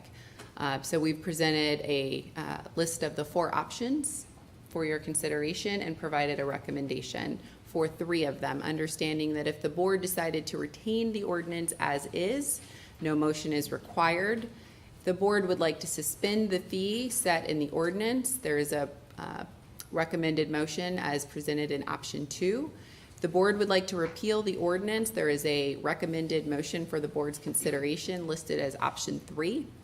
And if the board would like to consider an amendment to the ordinance as listed in option 4, the board will be asked to make a motion to table the discussion for a future discussion where the solicitor would be present and would talk through what, as a municipality, we have the authority to amend based on the overall conceptual preference of the board. And so with that, I will pause and answer questions. We have staff available to answer questions, but ultimately, this is your time to continue deliberation for hopefully a decision. Thanks very much, and thanks for putting this together. I guess I'd go first back to you, and then for some thoughts, we'll go do some through some public comment then after that, and then back to the board. I think will be the way we'll move here. But we did hear in the stamp presentation a recommendation there, and I think we'd be interested in hearing where staff is falling on this. Your advice is the professional implementing this, and our finance experts and so forth. So. Yeah, so I first would like to acknowledge that, the implementation enactment of the ordinance certainly, was well intended, and there was a great deal of support, understanding that I believe the motion at the time was 3-2, but so it passed with a majority vote. We recognize that we do have significant infrastructure, and that the enacted ordinance certainly was an option that was approved by the board to offset expenditures, as we have a great deal of infrastructure that needs to be managed. And there was a lot of work, and I want to acknowledge my predecessor and the advisory committee, as well as the consultant who implemented and facilitated the feasibility study, as well as the evaluation study. There were 2 studies that were done. And all of the staff that worked really hard to put information on our township website and field the questions. That was not an easy endeavor. The collaboration and the interdepartmental collaboration that was required just to get this up and off the ground. Our GIS coordinator at the time, now our assistant township manager, countless hours invested in preparing the launch of the stormwater utility fee ordinance. And with that said, I think you heard it summarized very nicely in the stamp program, and I will also, as I've indicated in prior discussion, there is a significant amount of burden on staff and the administrative work required to continue to manage it, and perhaps there is a more efficient way to do it, but I think as presented by Lawrence, the way that we currently have set it up with the 17 credits and the exemptions, we've created a very complex ordinance. And again, I want to acknowledge that these credits and exemptions were presented in response to receiving public input and understanding that there could be financial hardships understanding that the agricultural community had a very strong position as to how, you know, their land actually, you know, has what they considered environmental benefits as a natural runoff, just based on the flow of the water. And so I can appreciate that the board at the time took all of that into consideration to implement these resolutions with hardships, exemptions, and credits. But with that also came a lot of administrative burdensome, and there's a cost, there's an indirect cost with that that's associated. And I'm not suggesting that in the future it wouldn't be a recommendation that we revisit and reconsider, but at this time, I'm very much aligned with what we heard as part of the STAMP presentation. I certainly think that if the board decides to keep it, we need to simplify it.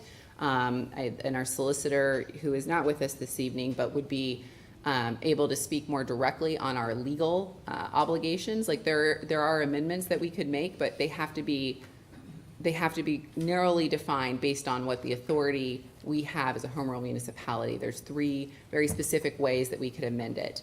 And that's why we would table that discussion for when she would be present here at the meeting. But simplifying it, I'm not sure is really even where we need to be right now. My recommendation at this time would be to consider repealing the ordinance. Thank you for that. Okay, so I think it would be helpful to go through public comment first. We can start in the room here and then online. So if there is any public comment here in the room, sure, I'd ask you to make your way up to the podium and just provide your name and township of residence, and try to keep it at about 5 minutes or under per person. My name's Tom Songer. I'm with the Torrin Group, and I've been here several times before. And I was impressed with the presentation of your consultant this evening, where he suggested in relationship to the stormwater fee that it needs to be simplified, and that's what you just heard Centrise say also. And he did, as part of his presentation, indicate that you do have options. You could repeal the fee and replace that needed income with a tax increase. I think one of the things the township needs to look at, and the option to suspend the ordinance to 2030 sort of ties in with what I have to say, which is I believe the township needs to look at a 5-year budget. What are the major projects you want to accomplish within that period of time, and how you're going to fund that? And I think by looking at a 5-year budget and really delving into it, hopefully you'll be able to look for places where you might be able to save some money. But as we've stated before, if you do need to increase taxes, the simplest and easiest and most uniform and fair way is to increase your real estate tax. As I stated at other meetings, Ferguson Township's real estate tax is 2.422 mills. College Township's tax is 6.1 mills. Harris Township's is 6.7. Patton Township's is 9.9. And State College Borough is 19.88 mills.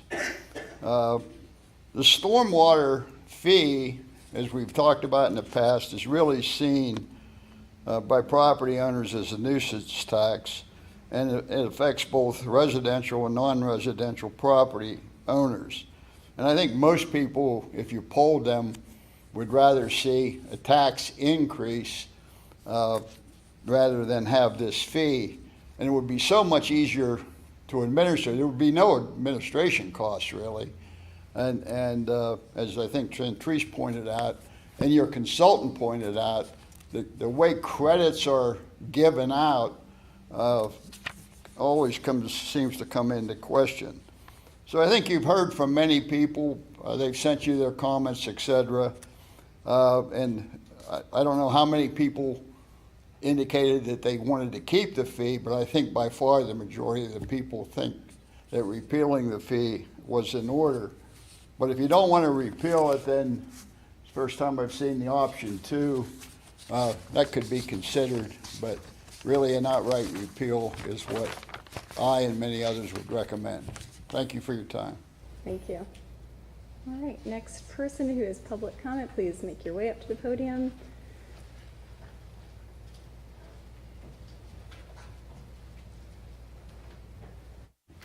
Ronald S. Gilligan, Ferguson Township.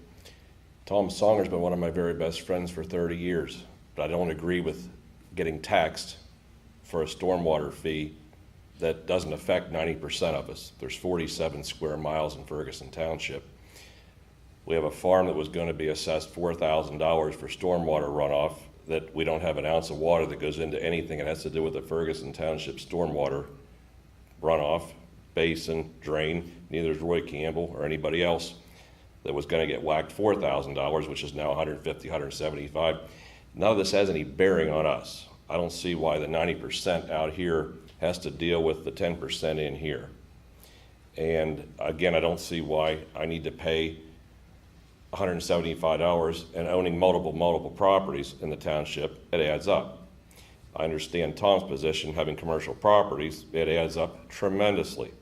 I don't want to have to pay a tax though. What's the tax going to be? If we're at $150, $175 now for a fee, you decide to tax us this many percent or this many mils, and ends up being $600 that none of us understand, that we just got whacked $600 on our taxes for a stormwater fee when we were paying $150, $175. I don't like that either. But the whole thing, the whole township hates it, doesn't like it. I'm trying to be pretty nice about it. It's just, it ought to be repealed. And if you got to do something else, don't get a grant for $750,000. You have to spend $300,000 on a consulting firm to tell you how to spend the money. Or this equipment that's self-propelled to have to go out and pick up brush. There's other ways of money not being wasted, opposed to us getting whacked $150 every year. Thank you. Next person to share public comment, please make your way to the podium.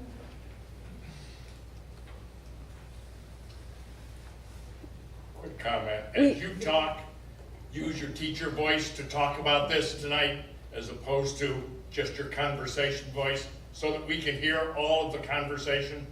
Appreciate it. All right, if there's additional public comment, please make your way up to the podium.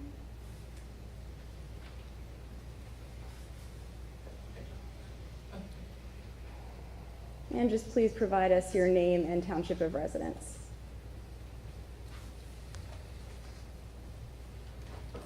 My name is Dan Barker. I'm about a 60-year resident of the township, and when this ordinance was first proposed, we actually spent hours and hours and hours looking at it, and I actually was able to speak with a number of the supervisors. Lisa, I spoke with you in person about this, and tried to point out that this was one of those very bad decisions that I think was foisted on the supervisors without them realizing what this entailed. And it's turned out to be a very expensive exercise in doing something that shouldn't have been done. I'm not sure of the exact cost in getting it together, but it was in hundreds and hundreds of thousands of dollars. The recommendation we made, a bunch of us that talked to the supervisors at that time, was to simply do what Tom Songer suggested, was to have a minor increase in real estate taxes. The complexity of this whole operation never made any sense. It didn't make any sense 4 years ago, 3 years ago, 2 years ago. It doesn't make sense today. I think the only reasonable thing to do is to rescind it, and I respectfully request that that's what the supervisors consider. Thank you. Thank you. If there's any other public comment from in the room, please make your way up to the podium. I don't believe I'm seeing any more from in the room. So we'll look online, and I don't see any digital hands raised. Okay.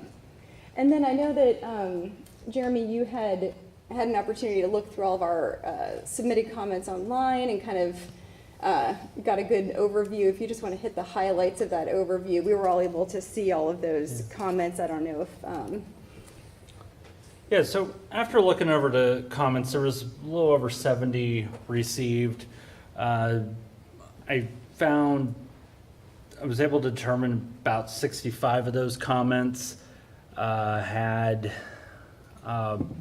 what could be considered a non-favorable opinion of the stormwater utility management fee ordinance. Two of the major themes that I got from the comments I looked at was either there was 33 calls to either repeal the ordinance or to eliminate the fee. There was also a notable 25 comments pointing out what I guess you could consider equity and fairness concerns. And I took a little bit of a deeper dive at that one. 18 expressed that their property did not contribute to stormwater runoff, or they put significant investment in mitigating stormwater runoff, but either did not qualify to receive a credit or exemption and still had to pay the stormwater fee. And then out of those 25, there was 6 that did express concerns with the implementation process, such as no in-person public meetings, virtual online meetings where either people didn't have access to an electronic device to attend or live in areas with poor or limited broadband connectivity. So yeah, that's the observations I got from those comments. Thanks. So why don't we go for a round of comments, see where everybody's at. We may be ready for a motion at the end of that. You want to kick it off since you were just... Starting with me.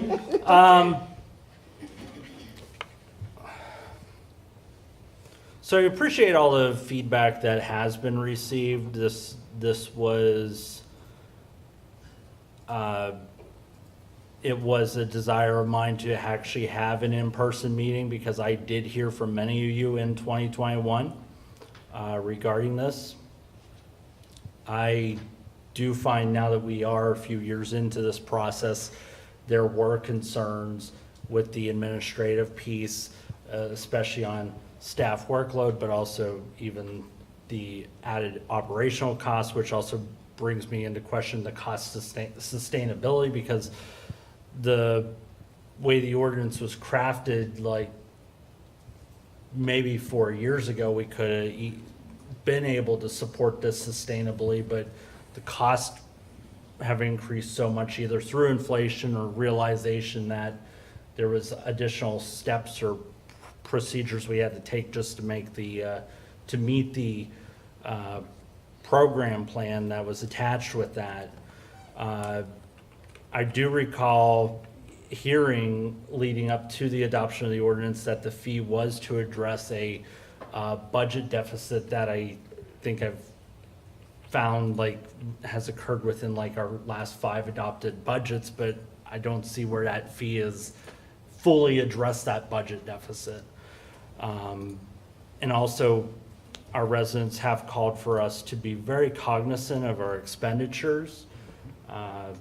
So taking all that into consideration, I would be most likely to gravitate towards a total repeal of this ordinance. All right, thank you. Patty? I think that this stormwater fee is extraordinarily complex. Again, when we dove into it years ago, it's more than just your taking in rainwater or mitigating your rainwater. It has everything to do with the flow of water and where it would back up, etc. It's incredibly complex.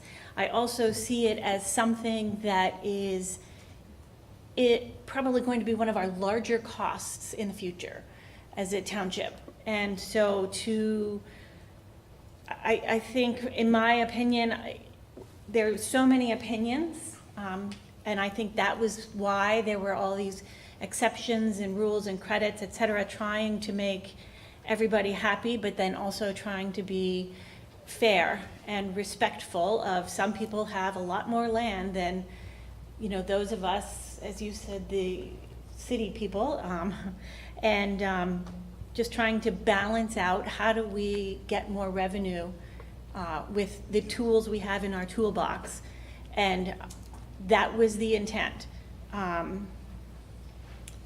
I think that we need to keep an eye on stormwater, and it's just something that is going to continue to increase. And sure, could it be simplified? Absolutely. I agree with that. I also am trying to be respectful of everybody's opinions, and I'll go back to what Omari had said before about we had 70 responses, but out of a township of how many? 70 responses. So if we were to rescind it and then just say, okay, let's do this simple thing and raise our property tax, then we're going to be burdening probably some of those 70 people that are going to write to us about how unfair it is again, that they have to pay. I also see them having more costs, a lot of them having more costs as they look into their water company.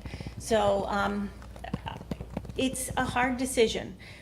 I am not in favor of repealing it 100%. I am somewhere in between suspending it or tabling it. But we are a board and majority rules. Thank you. Let's go to Omari.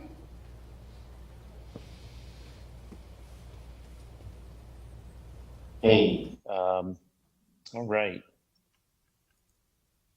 I have lots of thoughts on this, but I think I've spoken enough over the last month and a half that I can summarize perhaps in just a few sentences, I think.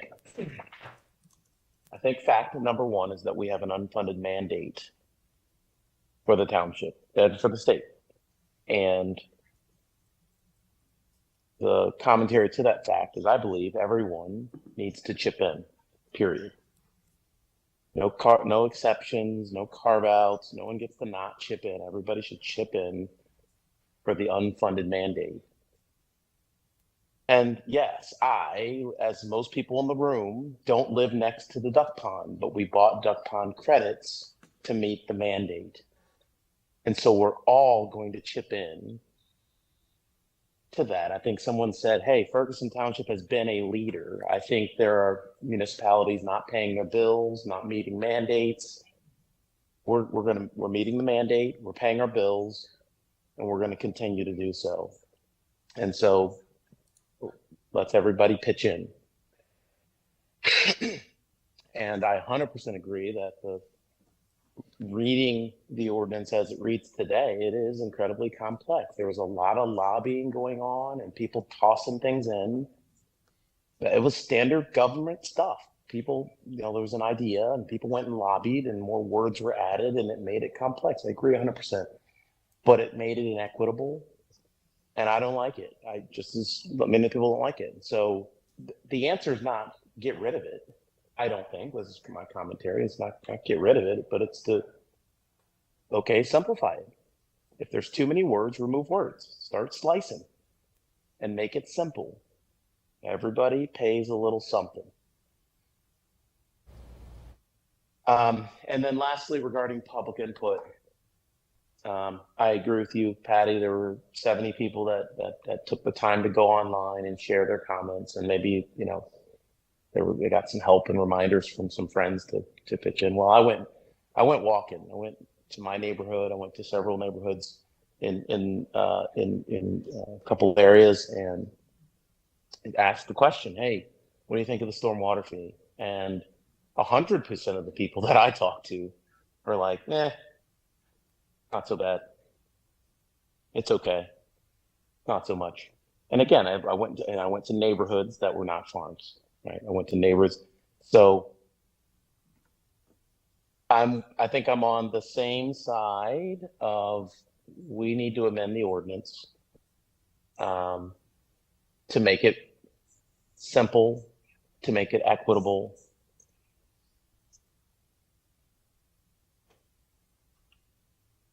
Yeah, that's where I am. Over. Samari. Matt. I just want to say I do have some prepared remarks, and I just want to thank the fellow supervisors for the discussion tonight, because I do always appreciate thoughtful and open discussion. And I'll start off by saying I believe in the benefits of the MS4 program. We all deserve cleaner, safer environment, both locally and downstream. And I recognize that we have difficult decisions to make on how we approach the MS4 program, but that's our job. This evening, I'll be advocating for eliminating the fee entirely, as noted in the stamp presentation earlier and recommended by the township manager this evening. But I want to start by setting the stage. Residents are being squeezed. The impacts of high inflation, the high cost of groceries, we're about to see an increase in our garbage collection here across the center region. And in a few months, it'll be tax season. Let's just talk about tax season. That's the time of year when residents will fill out the earned income tax and see that Ferguson Township, as compared to the other 6 municipalities in the State College Area School District, has the highest tax rate at 2.35%.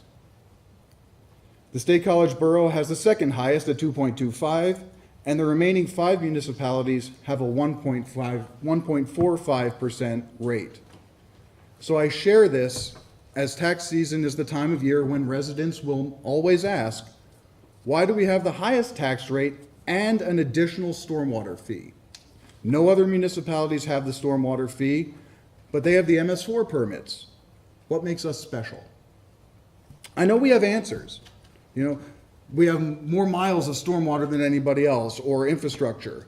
We've made a commitment to residents to continue to make investments in stormwater infrastructure, so on and so on. And those are valid responses.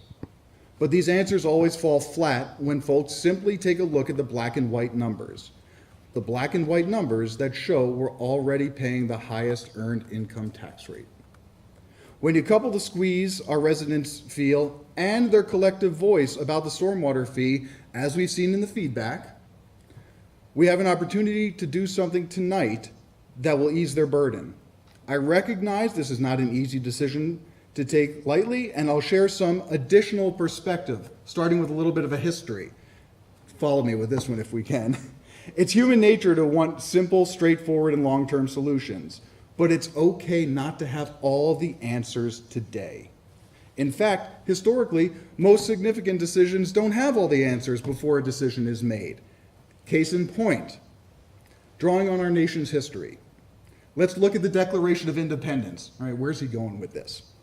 We celebrate July 4th, 1776 as Independence Day and recognize the significance of the Declaration of Independence. But the story doesn't end there. That wasn't the end, that was the beginning. That was a line in the sand, a declaration. It wasn't until 1787, 11 years after the Declaration of Independence, that the Constitution was received. The Constitution that framed how are we going to govern. They didn't have all the answers. The authors of the Declaration of Independence didn't have the Constitution ready to go when they declared independence. They needed to develop it over time. And they did so in extreme circumstances while fighting for the independence they declared. Now, I know this is an extreme example, but we have some lessons in that example that can help guide us here tonight. So let's look at the opportunity we have tonight. We can declare tonight that we don't need to burden our residents with additional expenses, and we can repeal the stormwater fee, thus giving staff the opportunity to develop a right-sized budget in the upcoming weeks to reflect the reduced revenue. But it's just the beginning. We also have to acknowledge, one, that we have a limited number of budget cycles to identify sustainable solutions to offset the lost revenue. Luckily, we have enough money in the kitty to offset our current commitments. Great. Number two, that we need additional data to inform how we offset the lost revenue. The stamp presentation recommendations was wonderful tonight. Heard things like real estate tax increase, not a fan of that, but expense control and personnel and CapEx focus, I like that. 3, we need to get creative. As the saying goes, necessity is the mother of invention. To that point, we've already had some proposals we've heard and some questions to consider, like, what about street sweeping credits? What about building the tax base with new home construction? Working with developers? What about lobbying our legislatures in Harrisburg and bringing these issues directly to them to demonstrate how the non-funded mandate of the MS4 program is impacting our residents? What else? There's so much more. I believe the answers to how we meet the MS4 requirements are in this room, and that we should lean on the expertise of residents, staff, and the electeds. We're all in the same boat, and collectively, I think we can identify solutions as information becomes available. So I ask my fellow electeds to thoughtfully consider what I said here this evening and to vote to support our residents and repeal the stormwater fee, while acknowledging the tough road ahead and difficult decisions we'll have to be making in the upcoming months and years. And I'm prepared to make a resolution when appropriate. Make a motion, I should say. And we can have additional discussion after a motion if it's seconded, so I'd welcome a motion if you're prepared to make it. Sure. I move that the Board of Supervisors move to repeal the ordinance and discuss revenue diversification with a specific revenue strategy discussion for 2025 operating budget in the special meeting scheduled for October 24th and 29th. I, Mr. Thompson, will second that motion. All right, and continue discussion. Anything else to add? I have nothing to add, but again, I appreciate everybody's time and allowing me the space. Thank you. Absolutely. I'll just say, if we were to move forward with repealing this, we will still address stormwater management in the township. We've done it without the ordinance. We've done it with the ordinance, and I'm sure we'll do it without the ordinance. It may not be as aggressive as what we had put in that ordinance initially, but we will continue to keep up with our infrastructure and meet the MS4 permits. So, Thanks. Any other comments? Yeah, I'll just say that repealing is not about stormwater, it's about the funding for the stormwater. Specifically, stormwater in that Fund 20, is it not? And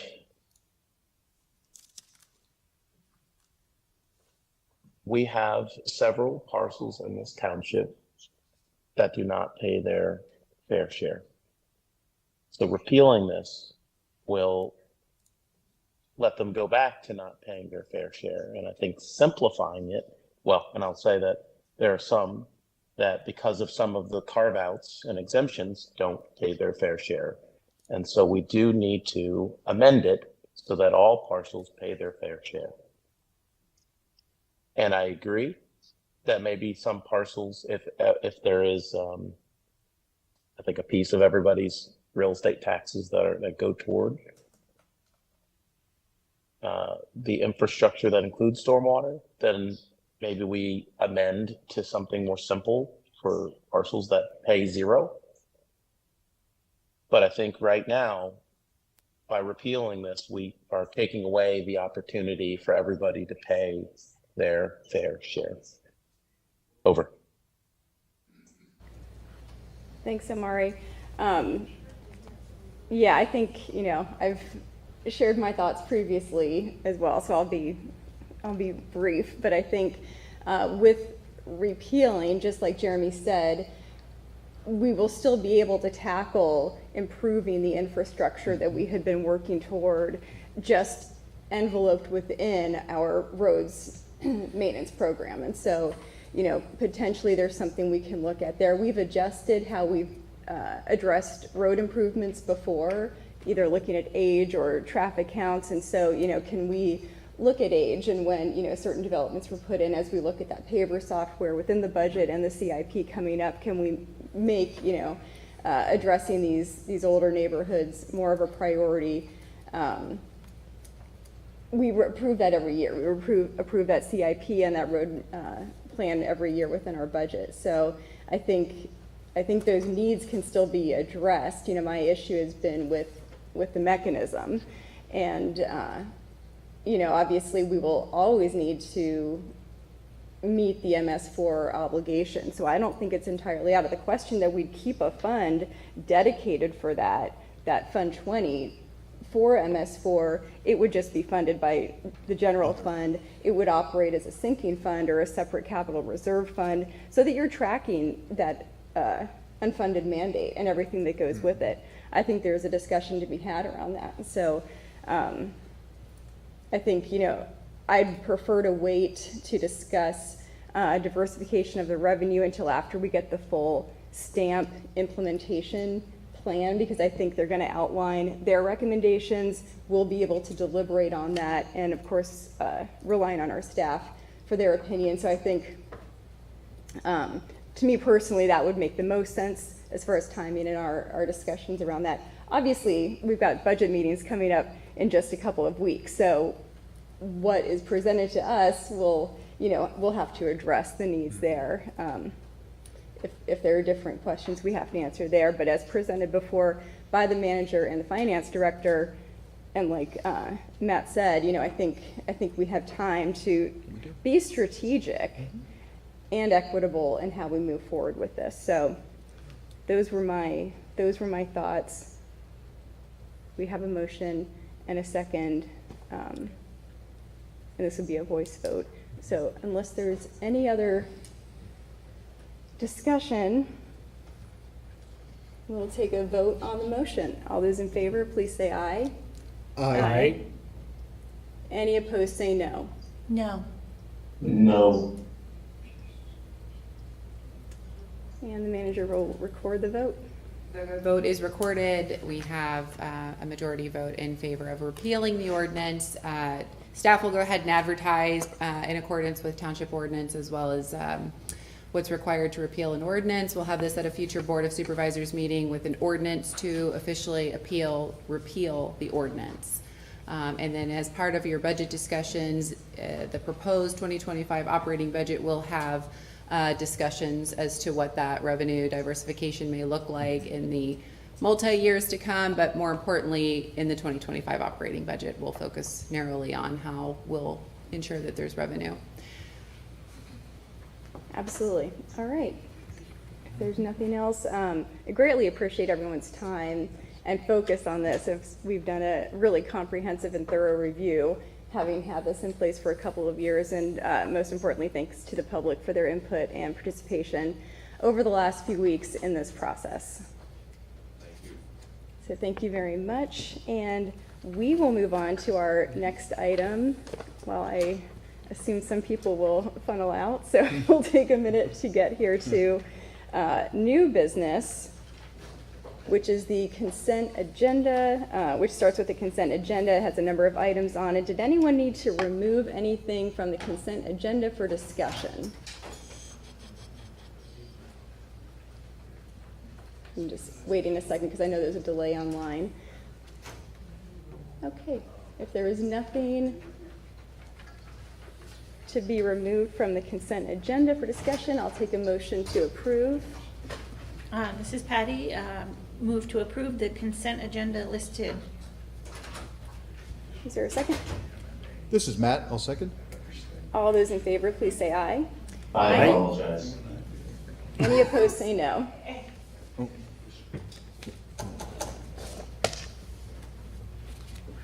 Okay, Omar, did you have a comment? That's all. All right, okay, and we will move to a public hearing on a conditional use application for a studio of instruction of music and performing arts or a mixed martial arts studio on property located at 1445 West College Avenue, and consider a discussion on the application. And we'll go to, I think, John on this item. Thank you. On August 8th, 2024, the township received an application for a conditional use for a property located at 1445 West College. The application for conditional use proposes a portion of the existing building to continue to be used as a studio for instruction of music and performing arts, a mixed martial arts studio. The mixed martial arts studio has utilized 7,800 square feet of the building at this location since 2014. The remainder of the building is and will propose to continue to be vacant. The applicant is requesting to remove the existing use, which is golf cart storage and maintenance facility, which also occupied the building alongside the mixed martial arts studio. Additionally, the existing golf cart path behind the facility connecting to the golf course will be removed. An addendum to the previous conditional use approval for this site and this use was approved in 2021, which permitted the use to continue for 3 additional years from December 31st, 2021, expiring December 31st, 2024. Included in the agenda is the conditional use application, a location map and floor plan of the existing building showing the area for the proposed use. If approved, this new conditional use will replace, effective immediately, the existing conditional use approval for the site and all associated conditions with that existing approval. The new conditional use will supersede all of the prior approval and its conditions. The new conditional use agreement will include the township acquiring an easement from Penn State University for future sidewalk installation that will extend from MMA to the intersection of Blue Course Drive and West College Avenue. Pursuant to the municipality's planning code, the Board of Supervisors must open the public hearing on this application prior to October 7th and render a decision within 45 days after the close of the hearing.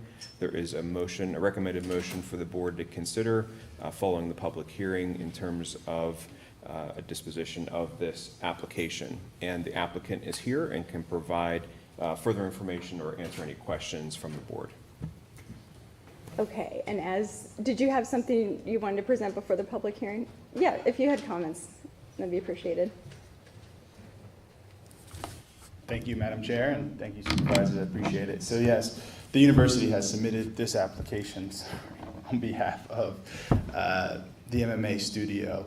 Our sole purpose, our goal here is to keep MMA up and running, uninterrupted.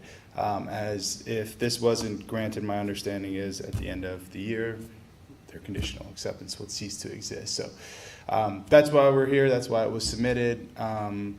Again, additionally, the golf cart maintenance facility in the back will cease to exist on December 31st as well. But happy to answer any questions or anything that I could help with. I'm sorry, did you want me to state my name? Yeah, that would be good. My name is Julian Morales, and I am here on behalf of Penn State University. Thank you. All right, well, we'll go to the public hearing then. And I will open the public hearing for any public comments on this item. Seeing none, I will close the public hearing. I'll go ahead and ask for a motion. Mr. Thompson moved that the Board of Supervisors move to approve the application of a conditional use for 1445 West College Avenue and direct staff to prepare a written decision to include transfer of easement from the intersection of Blue Course Drive and West College Avenue to front of Mixed Martial Arts Building for sidewalk installation. This is Patty, I'll second. All right, thank you. Okay, questions and comments? Just a question, the motion I had said acquisition, not transfer. So I just want to make sure we're okay with acquisition, or I'm sorry, we're okay with the word transfer. That must have been updated. I'll look to I don't know. It was Mr. updated, Truman. just to clarify that no ambiguity about the word acquisition. The expectation is that the transfer would happen as a condition of the conditional use approval by the board. It would not be purchased. There would be no transfer of funds. Okay, cool. Just to confirm, again, a little discrepancy, so thank you. No question. Okay. Any other questions from the side of the table? Omari, any questions on this item? Yes, the conditional use as a studio for instruction of music, performing arts. MMA is performing arts? Question mark. So the ordinance, the township's current ordinance doesn't allow for this use. This use is that performing arts studio as described and listed specifically in the ordinance. It's allowed in other zoning districts. However, your ordinance allows the Board of Supervisors to permit uses that aren't permitted in a zoning district, and this use is not permitted in this zoning district, through the conditional use process. The terminology, it's important that we're not permitting, this use is not proposed to be permitting a mixed martial arts studio. The use is the performing arts studio. That's how it's listed in your ordinance. So, it'd be as though saying retail, instead of saying retail, you say Dollar General. So retail is the use, the performing arts studio is the use. That use isn't permitted in this district, but by the conditional use process, the Board of Supervisors can allow that use even though it's not permitted. So that's why we're in the conditional use process, and that's why the use is listed as it is. Appreciate the clarity there. However, the studio, aren't they more of a school than a performing arts or music? So that's a determination to be made by the township zoning officer, and the township zoning officer determined recently and at the time of the original conditional use approval years ago, whatever the original one was that I read, 2021, that this use is that performing arts studio, and that's the zoning officer's determination to make, and I definitely concur with that because there is no other use listed in your ordinance that would be closer to what's actually happening on the site. Copy that. Thank you. All right, any other questions?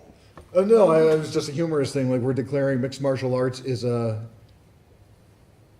I don't know, performing art. Like, wrestling isn't real. I'm not saying it's comparable, but it was just an interesting thought. And I'm sure the studio for instruction, Yes, I think, yeah. is the yes, yeah, makes the sense. operational Yeah. wording here. So And zoning officer. you're not going right along with me. This is the comedy of zoning, Yeah. where, some human put out a bunch of words that, for uses, and all of the possible things that can be done over the years of evolution of human life don't quite fit into the original human's words. I don't know how else to say that, but and so now here we are with whatever zoning was put out there.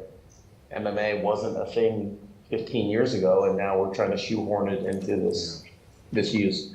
So, I think there's a term for it, John, you'll have to help me out there, but that kind of adaptive zoning or something like that, being kind of sensitive to kind of the changes, ebbs and flows of life, and not having to shoehorn things. But we can have that discussion on a different day. Well, actually, if you don't mind going Yeah. a little bit further, I can't help but laugh because what I do training for zoning officers throughout the Commonwealth, I literally have a slide that has a shoehorn on it because zoning officers are so often faced with this challenge, and you want to try and keep your ordinances updated so that shoehorning doesn't become too burdensome or too creative so that the use is actually straying far from what's actually the intent by the ordinance. So great comment, great point, and welcome to the life of a zoning officer. yeah, absolutely. And this is, the function of the conditional use process. So this Right. is why it works, and it's nice to see this business being able to continue in this district. So, so very good. Okay, any other comment? I'm not seeing anything, and this is a roll call vote.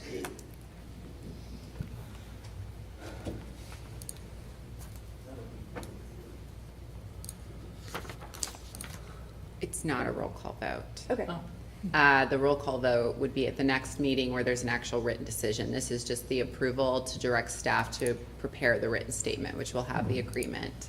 Great. Okay, we'll do a voice vote on this. On that note, sorry, Go ahead, more sure. discussion if you may, Madam Chair. This whole sidewalk thing, this is the township's going to put in a sidewalk in the future, or find some way to do it, or what was the plan there? Great question. And so there's been some ongoing conversations between me and Penn State, just negotiating and understanding that we want similar town gown benefits for our residents, whether that be students, long-term residents. And currently there is not sidewalk access from the intersection of Blue Course Drive and West College Avenue. And so as part of our discussions leading up to this moment for the board to consider approval of the conditional use, we've been able to negotiate and settle on Penn State providing easement to Ferguson Township that would allow us in future years when we felt like we were ready to invest funds to construct sidewalk installation there, which would allow for a more safe traversing on foot there on the West College corridor. So it would be Penn State agreeing to give us an easement for the construction of sidewalk installation at a later date that fit the township's work plan and financial plan. To summarize. Town-gown relation, positive town-gown relationships in effect here. And the township is building the sidewalk at some point in time? Correct. At some point in time, undefined, we would just retain an easement to be able to do so at a time that worked best for us. So we would consider this in the CIP, the 2026 to 2031 CIP. We could similar to the portion we put in across the street a number of years ago. Correct. Thank you. Thank you. And thank you to Penn State for the openness to be able to have those conversations to negotiate this amenity for our residents. All right, any other questions or comments? And if not, we have a motion and a second. All those in favor, please say aye. Aye. Aye. Any opposed, say no. All right, thanks very much. Okay, we will move to discussion and authorization to advertise for a public hearing on a zoning text amendment to Chapter 27, Section 205-15, Light Industry Research and Development, and we'll go to Christina and John for this one as well. Thank you, Madam Chair. On February 20th, 2024, the township received an application for proposed zoning text ordinance amendment to Chapter 27, Part 2, Section 205.15, the Light Industrial Research and Development District, the IRD. The proposed amendment is to add places of assembly as a permitted principal use. At the August 12th, 2024 Planning Commission meeting, staff recommended places of assembly be permitted as a conditional use and provided conditions. The Planning Commission reviewed these conditions, and included in the agenda is the draft amendment to Chapter 27, Part 2, 205.15, which is the district quick view, and Chapter 27, Part 5, Section 502.27, places of assembly. These are the conditional uses. All right, thanks. We can go ahead and start with a motion. This is Matt. I move that the Board of Supervisors move to authorize advertisement for a public hearing on a zoning text amendment to Chapter 27, Section 205.15, Light Industry Research and Development. This is Patty, I'll second. All right, any discussion on this item? Yeah, can someone help me with the history of this, please? Meaning why it was specifically not allowed in the past, and so why there's a movement to allowing it. I can't speak to the specific history in Ferguson Township, but I would say that generally those types of zoning districts, the IRD district, industrial, office park type use districts, wouldn't allow for typically a place of assembly use in that district. However, over the years, given changing economies, that a lot of those buildings are vacant or underutilized. So across the Commonwealth, we are seeing reuse of buildings within industrial or office districts to uses that were not previously allowed. And by way of an example, just to illustrate this particular amendment, this came from a proposal from a church. So church is a place of assembly. It's not the only type of place of assembly that will be allowed should the board adopt this amendment, but it is a place of assembly that is not permitted in the zoning district currently. They want to reuse a structure that's currently vacant. It's no longer occupied by use that is permitted in that zoning district.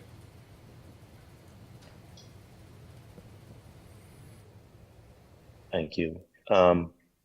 So it maybe is the piggybacks on the last discussion we had, whereby there was, it sounds like there was, there's a few uses that are in general for this type of space being built or, type of property, and everything else can't be here. And now that folks aren't making money, we've got to get them back on there, add to it. Yeah. Okay, so there isn't any other kind of safety reason why these kind of uses aren't allowed. Is that accurate?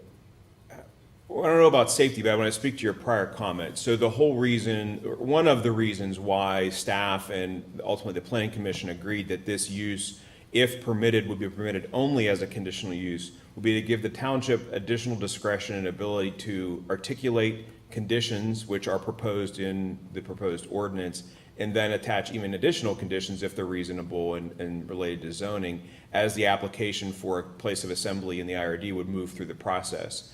To allow it by right could result in some unintended consequences, because this district, as it's been written for years and as it exists on the ground now, doesn't account for, accommodate, contemplate places of assembly being located. That can have impacts on surrounding uses and properties, that could have impacts on traffic, that could have impacts on surrounding residential neighborhoods. So all those impacts weren't contemplated when this district, with the zoning district, was created and the uses allowed. Now we're introducing a new use, and that new use, because it wasn't contemplated, could have unintended consequences that, if the board makes this change, we want to try and mitigate those and give the ability to attach conditions. A church in an office building was never contemplated when the ordinance was written, to put it more plainly. And that church has more or different impacts than that existing office building. Great, thank you. Yep. All right, thank you. Okay, any other questions or comments on this item? If not, we have a motion and a second. All those in favor, please say aye. Aye. Aye. Any opposed, say no. All right. Okay, moving to discussion on the Pennsylvania Municipal League's resolutions to be considered by the 2024 Resolutions Committee. And that is my item. So included in your packet were the League's resolutions and policy statement. And this is just an item to see if there were any concerns about any of them. They've been generally the same and quite general. So, I think, local use of radar is a common one. So, expanding municipalities' abilities to take fees or administer fees or increase taxes in different ways. So, I'm not even sure we need a motion on this, but we can take one unless there are any concerns on anything. I mean, Lisa, question for me, did you commit the township to anything, or what, are you signing this on behalf of the township? No, this is just, go ahead. Centrise can I'm sorry. No, that's okay. I can help provide some context here. So annually, as a member of the PML organization, they will provide what's been adopted by the leadership of PML, and that's a result of the feedback submitted by elected officials such as yourselves, because we are a member, to identify what policy items should be considered at the Municipal Leadership Summit, which is held in Scranton this year in October. At the organizational meeting earlier this year, our delegate for Ferguson Township was the chair, Lisa Strickland, was appointed as the delegate, and the alternate delegate was Jeremy, the vice chair. So that was determined at the organizational meeting. Those two will represent at the meeting that we have for PML leadership, and there will be a vote. So Lisa will take a vote to support these policy items that are provided in the agenda packet. And so in a scenario where a member municipality is not in favor of a policy, it would be something that our delegate would communicate at the PML leadership meeting, annual meeting. Yeah, and it generally directs the legislative priorities of the organization. So it's what are we saying we'd like for them to work on. And as a member of the leadership board, I also take a lot of information that I hear that our elected officials have, and I have that communication at our quarterly meetings. So so our voice is heard. Okay, so the section on unfunded mandates is what's going to the State House? As one of the resolutions provided. As one of the, yeah, okay, got it. That's correct.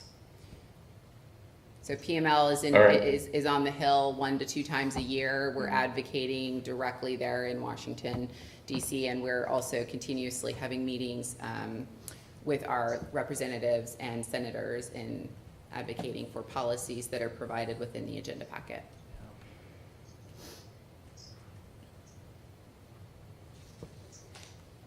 Yeah, I think my only feedback is to bring that one to the front, as well as the public safety item. Thank you. Thank you. Thank you. All right, I don't believe we took a motion on this yet. Okay. Do we want a motion on this? We have in the past. This is just to receive and discuss a state.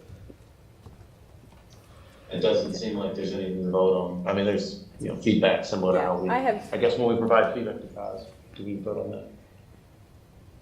No, I mean, I have understood consensus here, so I'm good with that. Understood Okay. consensus, I like it. Yep. All right, and thanks for the comments.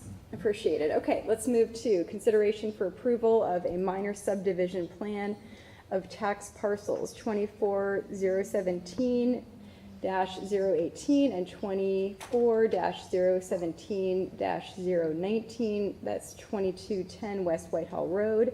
And we'll go back to Christina.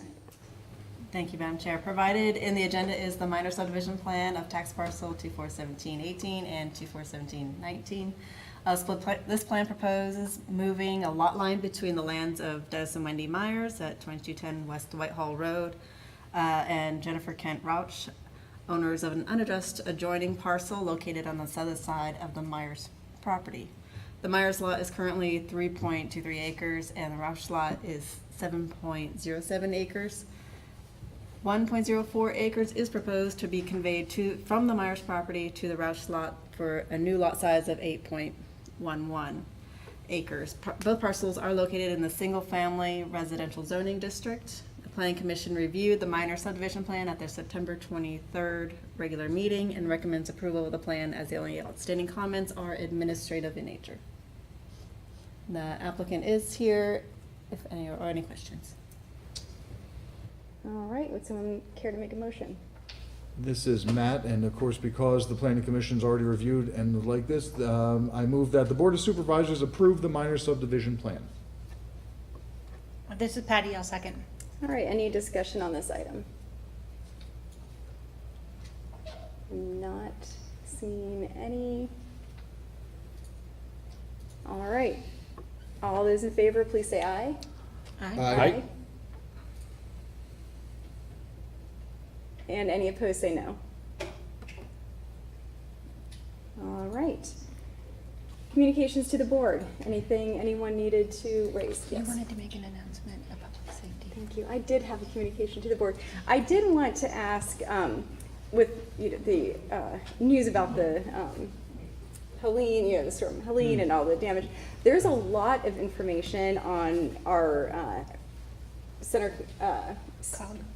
Yeah, the COG Center Ready website about how to make an emergency plan for your household. It's recommended that you're prepared for at least the first 72 hours after an emergency before outside help can possibly get to you.